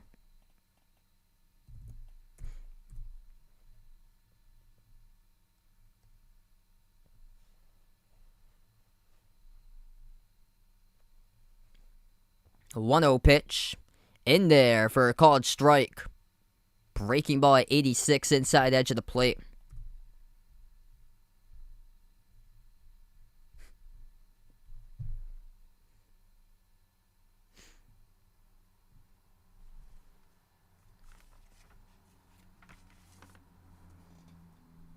Romano, the 1-1 delivers to Choi. Misses outside. Fastball at 97.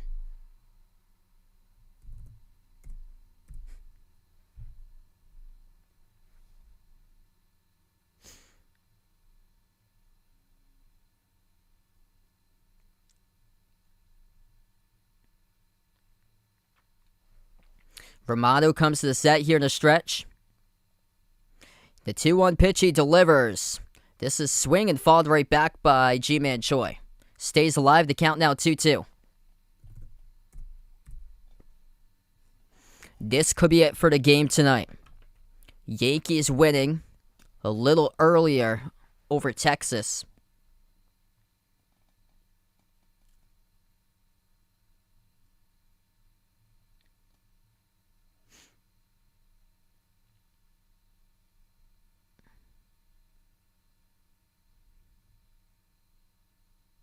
Two-two pitch delivers. Check swing above the letters in the fastball. It did not go.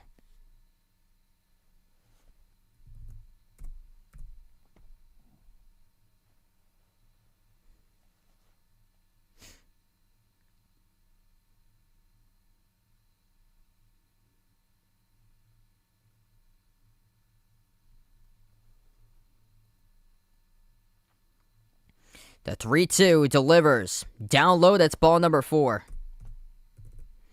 So Ji-Man Choi stretches out that count. And he walks on 6 pitches.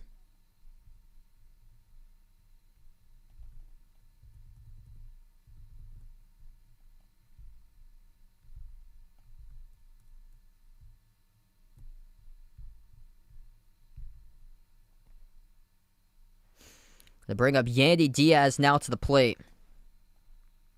0 for 4 tonight. Flied out twice, lined out once. Struck out once. First pitch to Diaz. Breaking ball outside, taken for ball 1.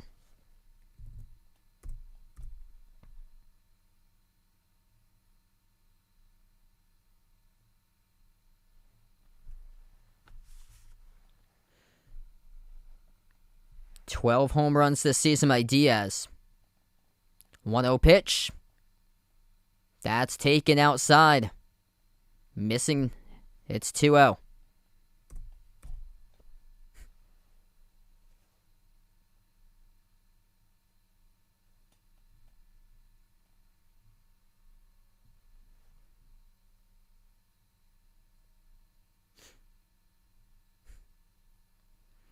Two-0 pitch.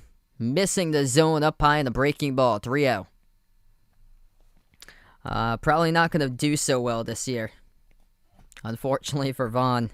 Yeah, they had lost their best player. I think he transferred to San Diego State. Matt Bradley.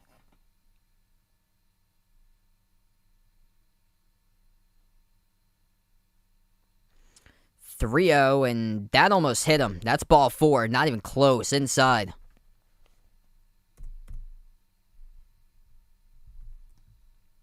Now 2 runners on.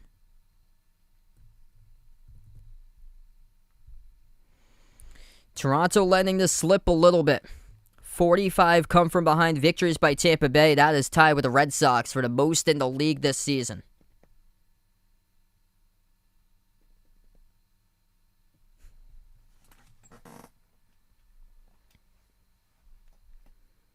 So Tampa Bay can win this with a home run. Randy Arozarena will be the one up to the plate next. 65 RBIs, 19 home runs in the season. Coming into this game, batting .269. 7 wins after trailing. Or when trailing after 8 innings, which is most in the major leagues. And Tampa Bay looking to see if they have another comeback night on them here at the Trop.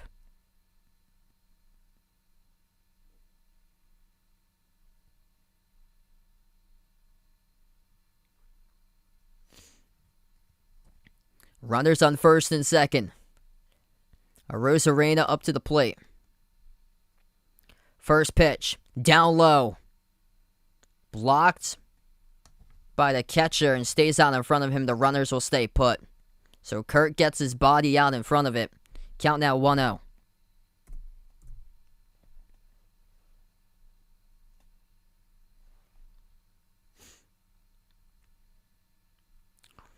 Romano in a little bit of a jam. 1-0 pitch delivers. Inside, misses. Throw to first. Goes back safe in time.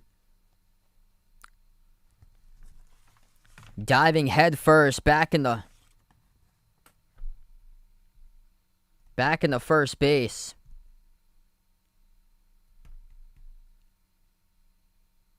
They put on a pinch runner and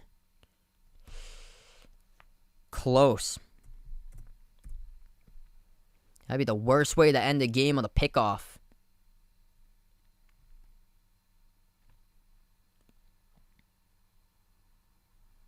(2-0) to Arozarena.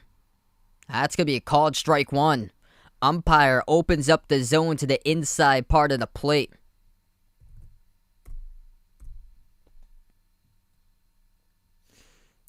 Blue is opening up that zone right now.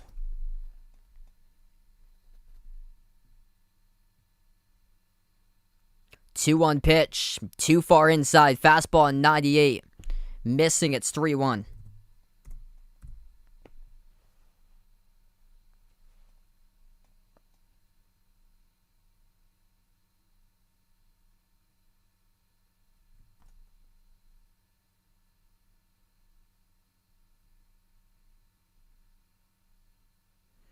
(3-1) pitch delivers. Misses up high. That's ball 4. And the bases are juiced. G-Man Choi now at third. Wallace moves over to second, and Arozarena gets walked, and now he's on first.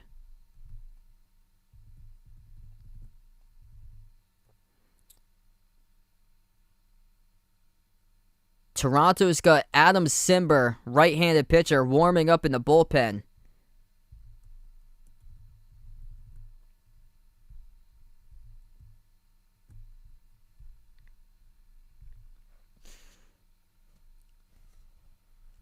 Left-handed batter Joey Wendell is up. He cranks this one just foul down the right field line. First pitch he sees, and he absolutely cranked that one. Just missing to the right down the right field line.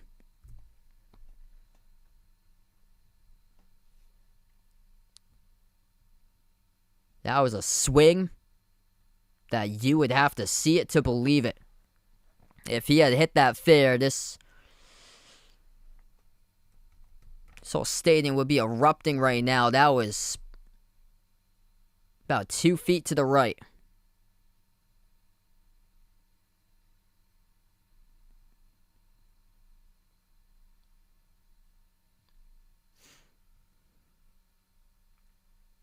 Wendell tonight, 1 for 3 with an RBI. Wendell, he crushes this, but it's going to stay in the field of play. Under it, the right fielder, and Hernandez gloves it, and that is out number 3.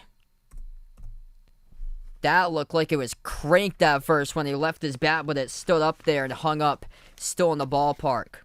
So that is the game tonight, everybody. Toronto gets themselves out of a bases-loaded jam once again and finishes off this game as we close it up. Unbelievable between these two teams going down all the way to the very end. So Toronto pulls out the victory tonight, 4-2 the final, as we have closed it out. Thanks so much, everybody, for watching. Before you do sign off, make sure to hit the thumbs up, spike the like, hit the subscribe, ring that notification bell as well if you'd like to be notified here. Future live streams that I do cover. I'm probably going to be off for a little bit or so. Probably the next stream will probably be on Sunday or so with Sunday Night Football with Niners and the Packers. So I'll be back later this week. Make sure to turn on notifications when you do get notified when I do go back live for future live streams. We're going to close out here to the channel members.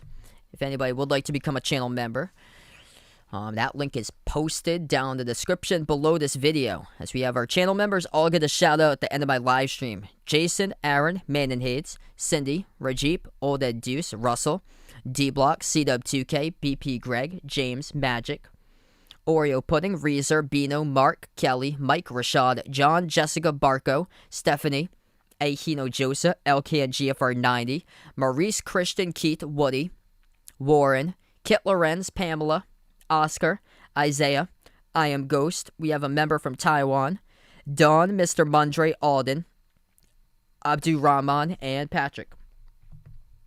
Thanks so much, everybody, for being a part on the stream tonight.